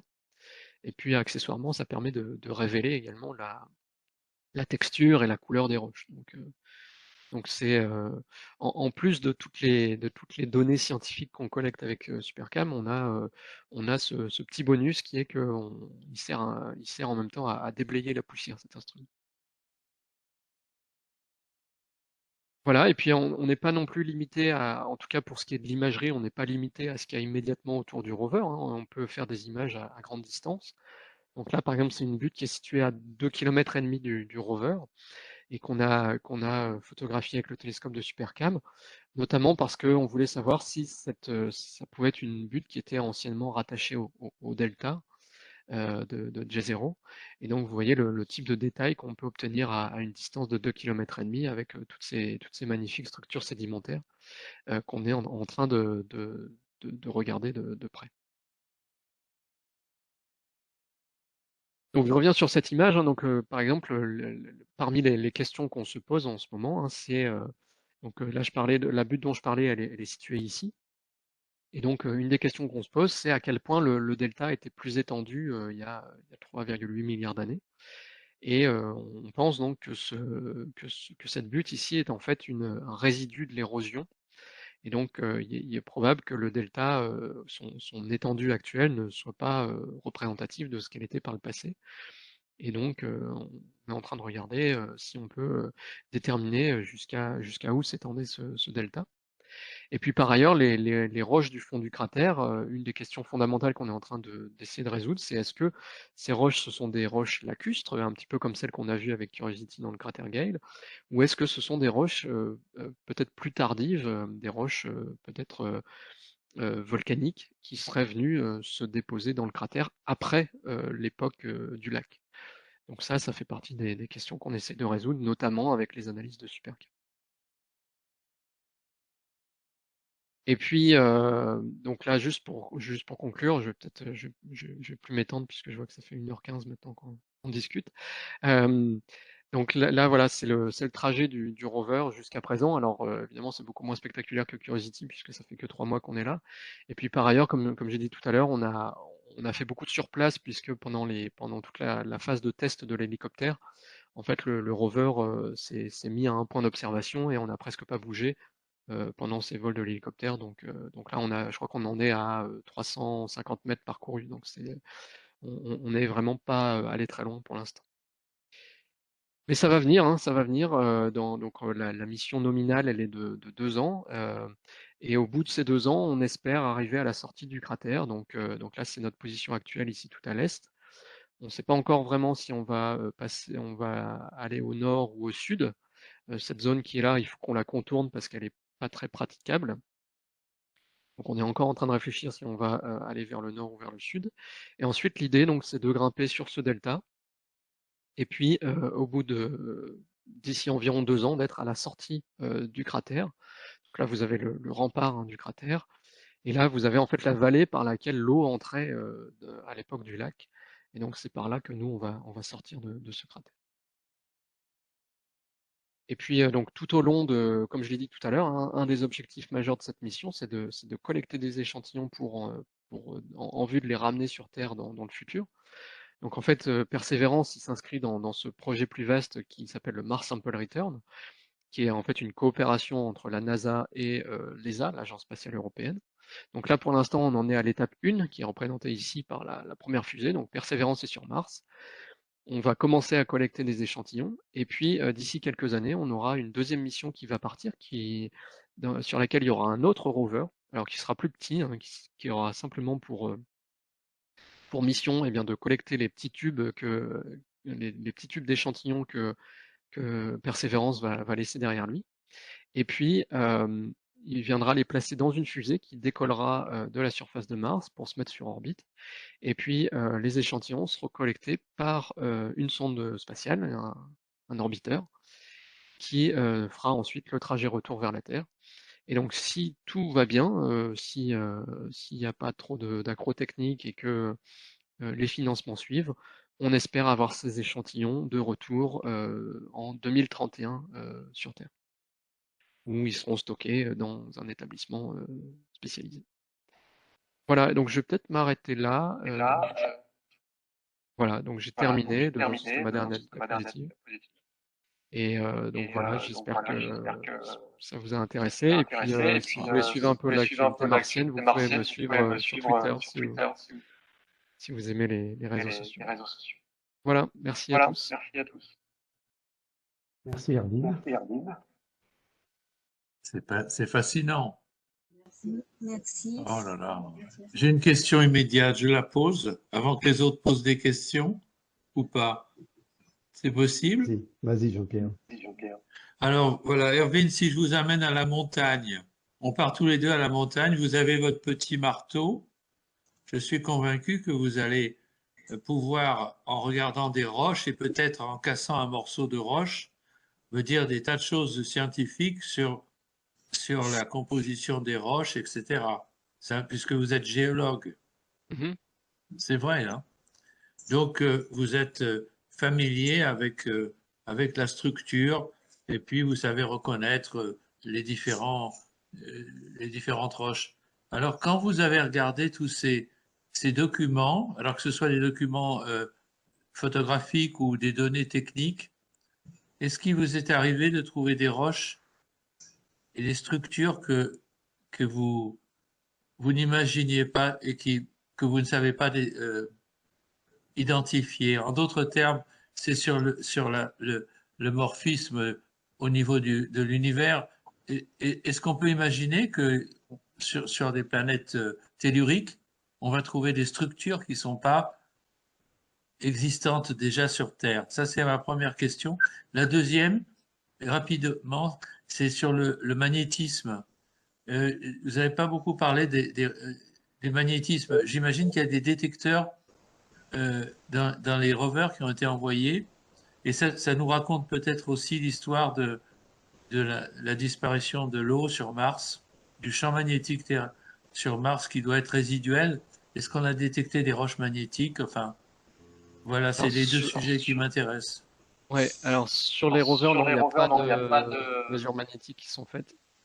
Il y en a une il y a un magnétomètre sur la sonde InSight, donc qui est l'atterrisseur avec le sismomètre CEIS, dont vous avez peut-être entendu parler. Mais sur le rover, il n'y a pas de mesure magnétique, non. Sur l'autre partie de la question, est-ce qu'il y a des structures ou des types de roches qu'on trouverait sur Mars et qui n'existeraient pas sur Terre?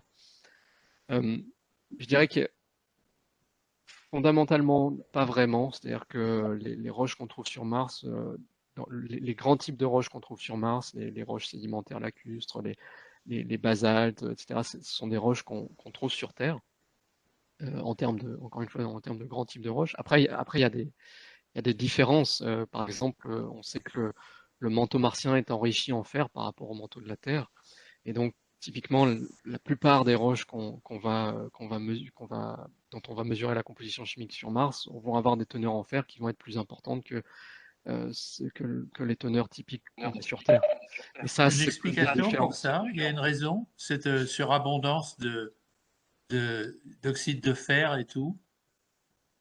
Oui, alors c'est une question d'oxydation du manteau. Oui. C'est-à-dire que le manteau de Mars est plus oxydé que celui de la Terre. Et donc, ça veut dire que le fer qui a oxydé, pardon, j'ai un écho, c'est difficile de répondre. Le fer sous forme oxydée, en fait, n'incorpore pas le noyau au moment de la formation de la planète.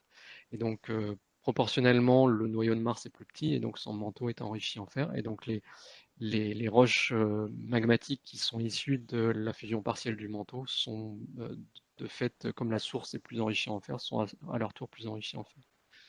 C'est lié à la disparition, cette histoire de différence de noyau entre la Terre et Mars, c'est aussi lié sans doute à des affaires. Pourquoi Mars aurait perdu son champ magnétique plus tôt que dans les tout débuts, quoi. Mais parce que ça rejoint ce que vous avez raconté sur l'histoire d'avoir des lacs, et des surfaces d'eau très importantes. Ça veut dire qu'à l'époque où il y avait de l'eau encore, il y avait encore le champ magnétique. Alors, c'est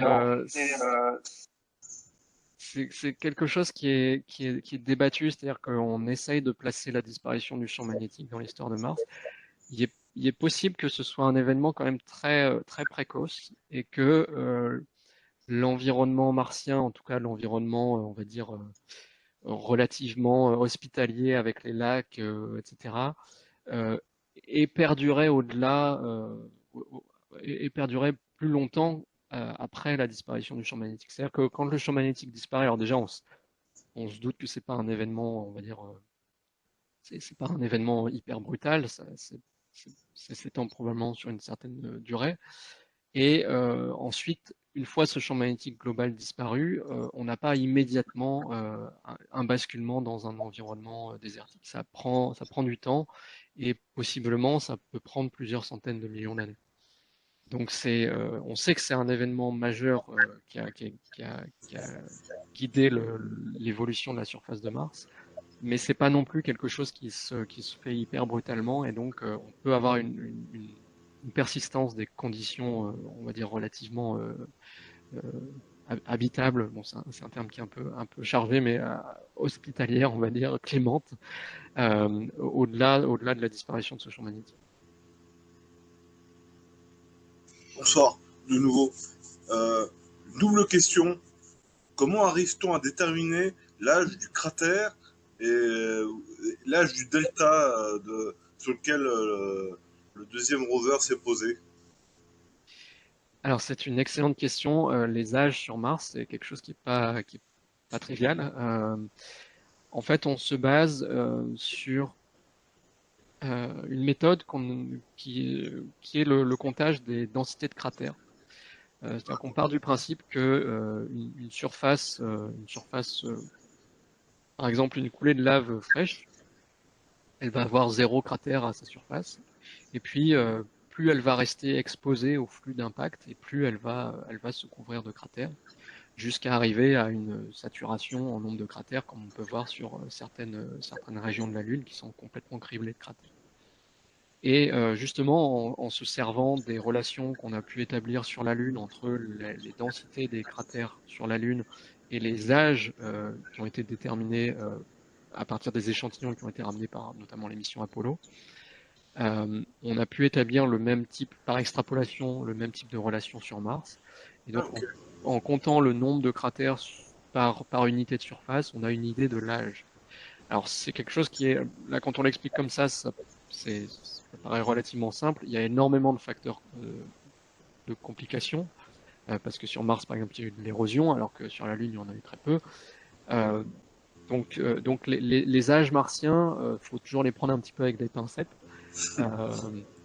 Mais disons ils sont utiles parce qu'ils nous permettent déjà de dater les choses de manière relative et puis d'avoir quand même une assez bonne idée de où on se situe euh, par rapport à la même période sur Terre. Donc quand je dis voilà 3,6 milliards d'années ou 3,8, ça permet d'avoir une idée de là où on était la Terre à la même époque, même si la barre d'erreur est sans doute assez grande, de l'ordre de peut-être de 100 millions d'années ou quelque chose comme ça. Donc c'est des âges qui seront justement sans doute, on espère pouvoir les affiner en justement en ramenant des échantillons enfin pas avec Persévérance directement, mais avec le Mars Sample Return, parce que pour la première fois, on va avoir des échantillons martiens en laboratoire, on va pouvoir faire des datations radiométriques et on saura précisément d'où viennent ces échantillons à la surface de Mars. Et merci beaucoup pour ces explications et cette conférence. Merci à vous. Bonsoir, une question. Est-ce qu'on sait à peu près la période où l'eau est partie sur Mars? Alors, ça dépend ce qu'on appelle enfin, ça dépend ce qu'on appelle disparition de l'eau. En fait, on sait que euh, la, on sait que la période où l'eau a pu être présente de manière, on va dire, pérenne à la surface de Mars, former des lacs, voilà, avoir un cycle de l'eau sur des grandes échelles de temps, c'est essentiellement dans ce qu'on appelle le Noachien, c'est-à-dire la période la plus ancienne de Mars, et un petit peu après. Donc, par exemple, le cratère dans lequel se trouve Curiosity, dont j'ai parlé dans la première partie, on pense que il représente à peu près la fin de cette période. Donc, on va dire jusqu'à à peu près 3,6 milliards d'années. D'accord. Alors, c'est pour les raisons que je viens d'évoquer au niveau des datations par les cratères et tout, on peut pas être très très précis à ce niveau-là. Mais disons que c'est l'ordre d'idée. Par contre, on sait que par la suite, l'eau n'a pas totalement disparu. Elle a été présente de manière ponctuelle. D'accord. Parce que l'eau est encore en fait présente à la surface de Mars, mais sous forme de glace et également sous forme de vapeur dans l'atmosphère. Donc s'il y a de la glace, ça veut dire que par exemple quand on a un impact météoritique, on va pouvoir faire de manière très temporaire, on va pouvoir faire de l'eau liquide. Euh, D'accord. donc l'eau liquide a pu persister de manière ponctuelle jusqu'à un passé assez récent. Par contre, les conditions, on va dire, de présence pérenne de l'eau liquide avec, encore une fois, un cycle hydrologique actif, etc., ça s'est terminé vers 3,5, 3,6 milliards d'années. D'accord. Merci. Très, très loin dans le passé. Et c'est pour ça que ces terrains sont toujours accessibles, si je peux ajouter ça. Parce que c'est vraiment parce que Mars est aujourd'hui une planète qui tourne au ralenti. Il se passe plus grand-chose aujourd'hui sur Mars.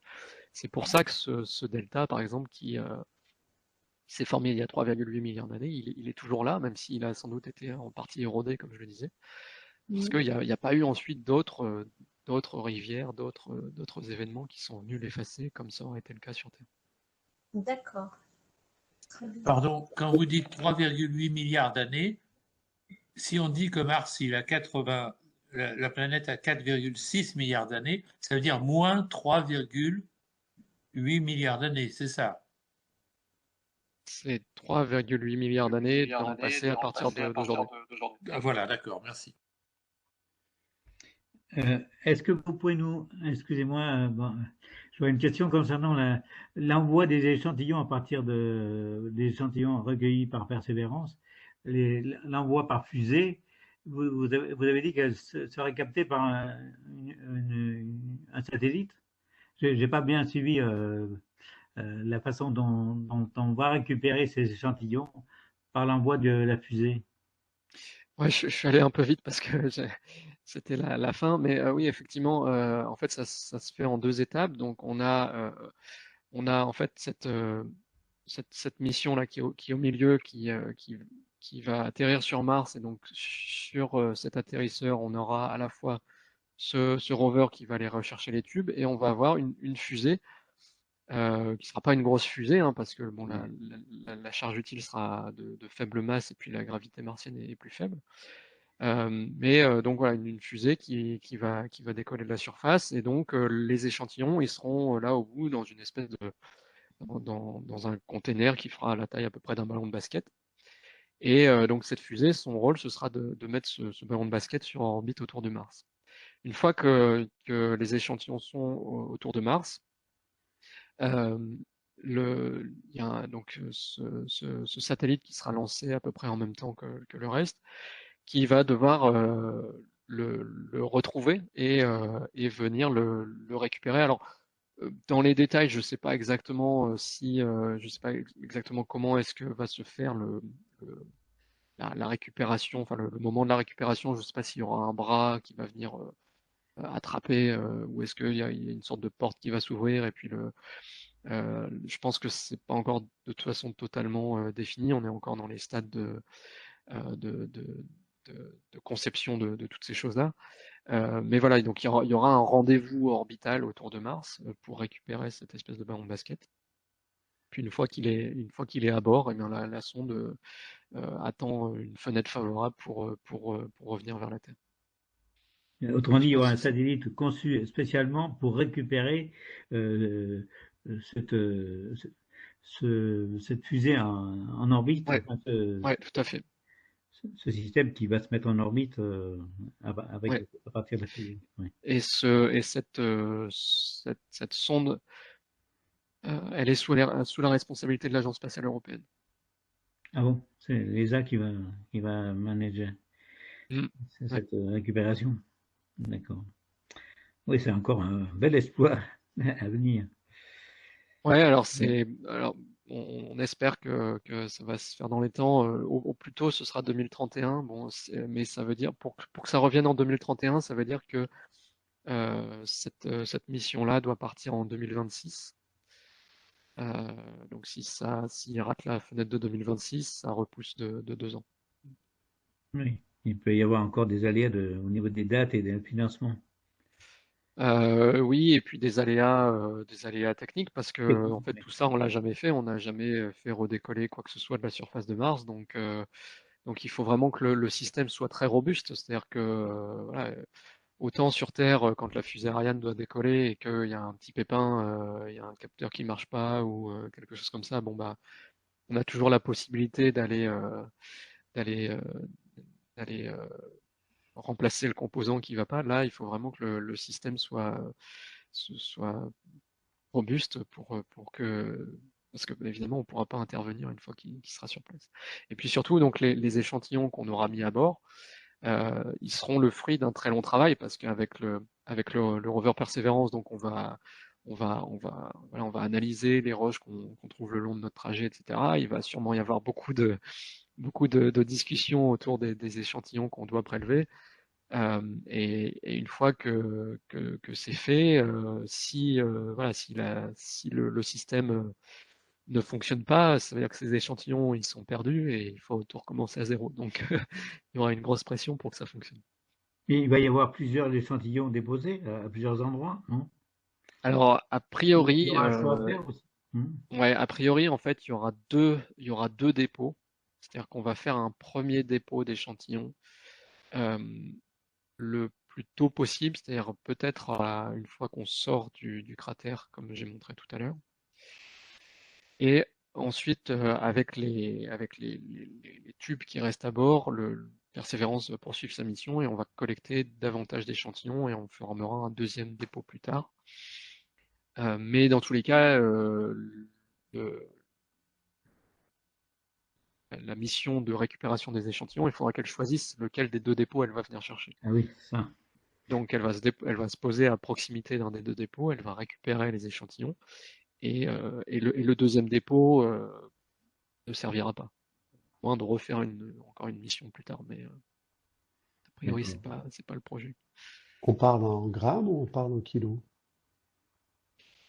Alors question. Les échantillons, alors les tubes, c'est des tubes qui tiennent dans la main, donc ça fait à peu près quelques centimètres de long. Donc les échantillons individuellement, ils doivent faire, je dirais, quelques grammes, et on va a priori en ramener une trentaine. Donc ça fera pas du kilogramme, non. Ça fera Mhm. alors peut-être avec tout le système qu'il y a autour, mais en termes de masse de roche, ça fera pas du kilogramme, ça fera peut-être quelques dizaines de grammes, centaines maximum. Mais Comme pour les astéroïdes, quoi. ouais. Ah, et encore, je pense que avec par exemple la mission Osiris-Rex, là, je crois qu'ils en ont récolté pas mal, hein. Ils ont récolté du kilogramme, je pense. Ah ouais. Ouais. Ils savent pas parce qu'ils ont pas pu mesurer, mais d'après le volume qu'ils ont vu, je crois ils ont de l'ordre du kilogramme. On aura peut-être un peu moins que ça. Mais par contre, on aura plus de diversité parce que là où sur les astéroïdes ils prélèvent en un ou deux endroits, là on aura vraiment des choses tout le long du trajet. Donc c'est pas tout à fait comparable les deux. Et ce sera un bond en avant aussi Est-ce que, pour la définition des roches. Ah, ça risque d'être un bond en avant pour tout, en fait, parce que même si on a des instruments dont on est très content dans du rover, il y a tellement plus de choses qu'on peut faire avec les instruments sur Terre que ça va décupler notre connaissance de Mars, quoi.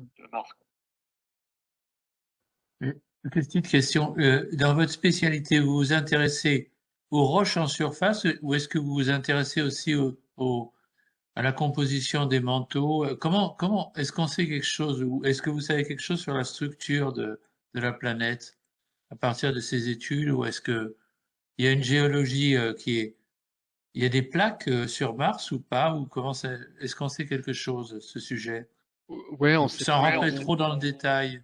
Ouais, alors on sait beaucoup de choses. Après, moi, c'est pas ma spécialité, c'est-à-dire que moi, je suis vraiment plus dans l'étude de la surface et puis de la minéralogie qui est associée justement à, l- à l'action de l'eau liquide et à ce genre de choses. Mais bien sûr, oui, j'ai des collègues qui s'intéressent à la structure de la croûte, à la structure plus profonde. Et là, justement, c'est le thème principal de la mission Insight. Donc là, j'en ai pas parlé parce que moi, je travaille pas sur cette mission, mais c'est euh, c'est c'est l'autre mission qui est actuellement sur Mars. Alors c'est un atterrisseur, hein, donc c'est pas un rover, il se déplace pas. Mais avec le sismomètre CEIS, qui est un instrument français également, l'objectif c'est justement de mieux connaître la structure de la croûte et la structure profonde de Mars. Parce que c'est vrai que on sait un certain nombre de choses, par exemple la tectonique des plaques, on sait qu'elle n'existe pas en tant que telle sur Mars, mais par contre, il y a encore beaucoup d'inconnus sur notamment la taille du noyau, ce genre de choses. Donc, d'ailleurs, il y a des résultats qui ont été publiés par Insight, ils ont une première estimation de la taille du noyau, etc. Donc, si ça vous intéresse, à mon avis, en tapant Insight, sismomètre, Mars, quelque chose comme ça, vous trouverez quelques résultats intéressants. J'ai vu que vous avez. Allô?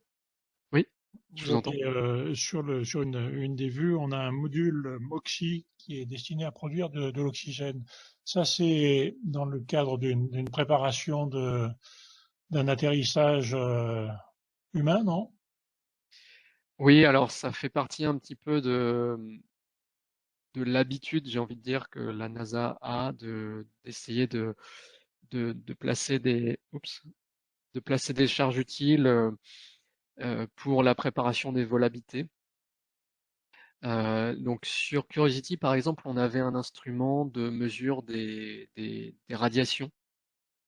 Et l'objectif, c'était un petit peu similaire, c'est-à-dire voilà, enfin, l'idée était de dire, ben voilà, on va mesurer euh, en vrai, pas simplement faire des estimations ou des modèles, on va mesurer les radiations qu'un voyageur vers Mars subirait pendant le trajet interplanétaire et une fois sur Mars, pour savoir à quoi s'attendre pour nos astronautes. Sur Persévérance, effectivement, il y a ce module MOXIE qui sert à produire de l'oxygène à partir de l'atmosphère de Mars. Scientifiquement, ça sert pas à grand-chose, il faut être honnête. On sait qu'on peut faire du CO2 qu'on peut faire du dioxygène à partir du CO2. Donc on n'apprend pas grand-chose en faisant ça, mais technologiquement, voilà, on montre qu'on est capable de faire un système robuste et là, ils vont le faire à intervalles réguliers pour montrer que, par exemple, le système ne s'abîme pas avec la poussière martienne ou ce genre de choses. Dans l'idée que bah, voilà, si on doit envoyer des hommes sur Mars un jour, il sera peut-être pratique de pouvoir fabriquer de l'oxygène sur place plutôt que de l'emmener avec nous. Donc ça s'inscrit dans ce cadre-là. Et voilà, c'est pas tout à fait dans les objectifs scientifiques de la mission, mais donc ça permet de connecter un petit peu les différents grands objectifs de l'agence, quoi. Mais je rebondis sur ce que, Erwin, ce que vous venez de dire là, qui est très très important. On a l'idée, nous, que sur Terre, on est protégé par notre champ magnétique et que en dehors de cette biosphère, point de salut, on part dans l'espace, on va être, je parle de l'espace qui est au-delà de là où on a la Station spatiale internationale, là où on est soumis au flux de radiation solaire. Justement, là, sur la mission Curiosity, il y avait des détecteurs pour savoir est-ce que c'est létal? Je veux dire, est-ce que des gens qui vont être sur Mars vont survivre aux irradiations solaires de très haute énergie? Est-ce qu'on sait la situation? Parce qu'il y a ces gens qui veulent envoyer le commun des mortels sur Mars en tourisme, mais c'est une folie, parce que les gens vont mourir rapidement, avoir des cancers. Et quel est l'état des radiations sur Mars, qui est éloigné du Soleil, certes, mais ça doit être extrêmement puissant. Il n'y a pas de protection du tout là-bas. Est-ce que vous Alors, savez quelque chose ouais, sur la alors vie j'ai pas le graphique sous la main pour répondre, Non, mais mais sur un plan général, quoi, sans rentrer dans des chiffres, est-ce que c'est invivable? Est-ce que le niveau de radiation est tel que la mort est non, certaine? non, c'est pas insurmontable. Jean-Pierre, tu peux couper ton micro, Oui, pardon, oui, je le coupe de suite. C'est pas insurmontable. Encore une fois, il faudrait que je retrouve le graphe, mais disons que c'est, en termes d'ordre de grandeur, c'est pas si différent que ce que subissent les astronautes qui passent 6 mois sur la Station spatiale internationale. Euh, En fait, effectivement, le moment le plus critique, c'est le trajet interplanétaire. En fait, une fois qu'on est sur Mars, même s'il n'y a pas de champ magnétique, il y a quand même une protection qui est fournie par l'atmosphère en elle-même. Donc, je dirais que ça nécessite de faire ce genre de mesures en s'appuyant justement sur l'expérience qu'on peut avoir avec les vols qu'il y a autour de la Terre, préparer un peu voilà, les niveaux de protection qu'il faut, les niveaux de surveillance qu'il faudrait après pour les astronautes, etc. Parce que c'est certain que ça augmente le risque de cancer, hein, mais bon, ça, quand on prend l'avion, c'est un peu la même chose aussi. dans des proportions différentes. Donc c'est certain que ça nécessite de s'y préparer et d'avoir des mesures sur lesquelles se baser. Mais c'est pas, je dirais que c'est pas rédhibitoire nécessairement. Ça nécessite de s'y adapter et de le prendre en compte. Mais c'est pas, comment dire, ça n'interdit pas, ça n'interdit absolument pas On a d'envisager des mesures, on a fait des mesures. avec Curiosity, oui. Curiosity, oui. On sait les niveaux de radiation que serait soumis quelqu'un à la surface de la planète. Et on a des enregistrements du coup de très longue durée parce que Voilà.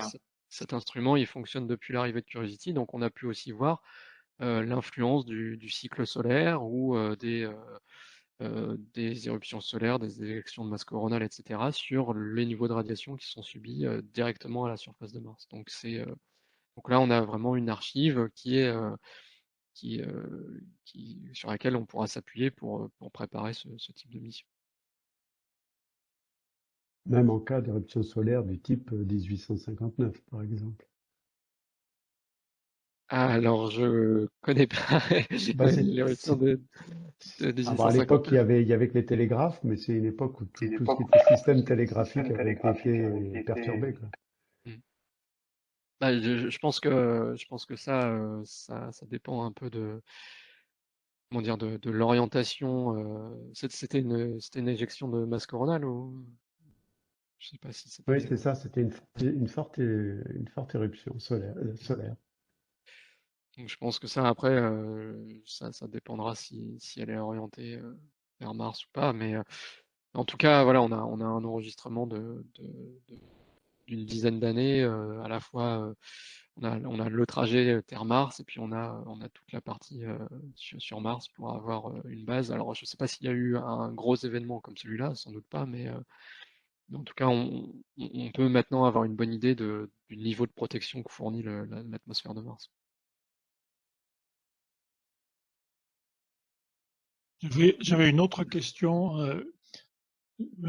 Sur une des vues, on voit un certain nombre de ridules sur la surface. Ça correspond, ça doit être quelque chose qui est connu au niveau géologique. Ça correspond à des flux d'eau qui sont passés. C'est sur quelle Sur la vue où il y a notamment le cratère Belva, un peu plus loin, je pense. Voilà. Juste dans ici, le notamment. Là, il y a des ridules dans le cratère Belva, puis il y en a un petit peu ailleurs dans le delta. On a l'impression que ça correspond à des flux d'eau. Non, c'est des dépôts éoliens, c'est des rides sableuses. Bon, merci. Et en fait, il y en a pas mal dans ce cratère. Ce que j'ai pas dit, par exemple, c'est que le système d'atterrissage, justement, il incluait un système qu'on n'avait pas sur Curiosity, qu'on n'avait pas sur les missions d'avant non plus, euh, de reconnaissance en fait du terrain. C'est-à-dire que donc on avait évidemment ces images orbitales avant l'atterrissage. Et on avait justement repéré toutes ces zones remplies de sable, etc., qui sont impraticables pour beaucoup pour le rover. Et le rover, pendant sa descente, en fait, a fait des images de ce qu'il y avait sous lui. Et il y avait un algorithme qui était chargé de reconnaître le paysage et, le système de guidage a envoyé le rover dans une zone qui était dégagée de ces risques-là. Donc, c'est vraiment c'est vrai que j'aurais pu le mentionner entre Curiosity et Perseverance. Ça, c'est un gros plus également parce que ça permet d'atterrir dans des endroits qui habituellement auraient été peut-être jugés trop risqués. Justement parce que si on atterrit, par exemple, si on avait atterri en plein dans ce cratère Belva que vous mentionnez, la mission était finie directement. Donc,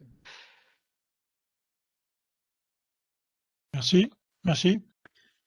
Oui, je voulais savoir, est-ce qu'il y a de l'eau liée dans les minéraux qu'on trouve à la surface de Mars, ou est-ce que il y aurait de l'eau liée à des profondeurs plus importantes? Alors oui, il y a de l'eau liée, on détecte un certain nombre de minéraux hydratés un peu partout sur Mars, que ce soit avec les rovers ou avec les spectromètres orbitaux dont je parlais tout à l'heure, les spectromètres infrarouges. Faut savoir que l'eau, elle fait plusieurs absorptions bien caractéristiques dans l'infrarouge, donc c'est quelque chose qu'on détecte assez facilement. Et donc oui, on en détecte à la surface. Alors, il est possible qu'il y ait un effet. C'est vrai que l'atmosphère martienne en elle-même est un environnement très sec. Donc, c'est vrai que les minéraux qui sont exposés juste à la surface sont peut-être un peu desséchés par rapport à leurs équivalents un petit peu plus en profondeur. Mais ils le sont pas totalement. C'est-à-dire que voilà, on n'a pas de problème à détecter de l'eau liée. Euh, Encore une fois, avec les observations orbitales ou depuis les rovers. D'ailleurs, avec Persévérance, on a le spectromètre infrarouge de Supercam et on détecte ces signatures d'eau également de manière euh, très répandue.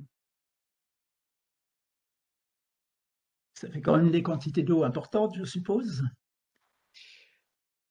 Oui, alors il y a justement une étude qui est parue récemment qui a essayé d'estimer ça, qui a estimé la quantité d'eau. Alors c'est pas la première étude à évoquer cette idée, hein, mais c'est vrai qu'au final, si on prend l'ensemble de la surface martienne et qu'on prend bon, il faut extrapoler un petit peu la quantité de minéraux hydratés parce que bon, on voit pas en profondeur et puis il y a aussi beaucoup de grandes zones de Mars qui sont couvertes de poussière, donc on peut pas détecter les minéraux là-dessus, mais voilà, en faisant quelques hypothèses, on se rend compte que ça fait des quantités assez considérables d'eau donc, comme je disais, il y a une étude récente qui est sortie en disant que ça pouvait même représenter des quantités d'eau euh, aussi importantes que les quantités d'eau qui ont été perdues, par exemple, par échappement atmosphérique. Donc toute cette eau qui a constitué ces lacs dont j'ai parlé longuement dans cette présentation, aujourd'hui, elle est pour partie dans les calottes polaires, elle est pour partie échappée dans l'espace, mais elle est aussi en grande partie piégée dans les minéraux hydratés. Merci.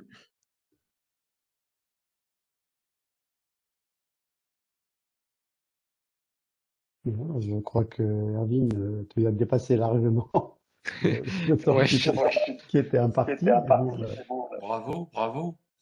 mais vu le nombre de Super. questions, je pense que ça démontre l'intérêt qu'on y a trouvé. Hein. Merci beaucoup. Et puis merci. j'espère qu'on aura l'occasion de se revoir à l'observatoire un de ces jours. Ouais, bah oui, je sais pas quand est-ce que les activités vont pouvoir reprendre. Il y avait une hypothèque sur la fin juin, mais je ne sais pas si elle va être retenue.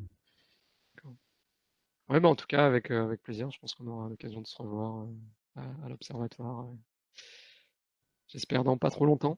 Ouais, croisons les doigts. Voilà, bah Ben, merci à tout le monde. Hein. Et Eh puis, ben, merci, bonne soirée. Merci pour cette conférence. merci. Bravo. Merci. merci. Bonne soirée. Merci beaucoup. Au revoir. Bonne soirée à tous.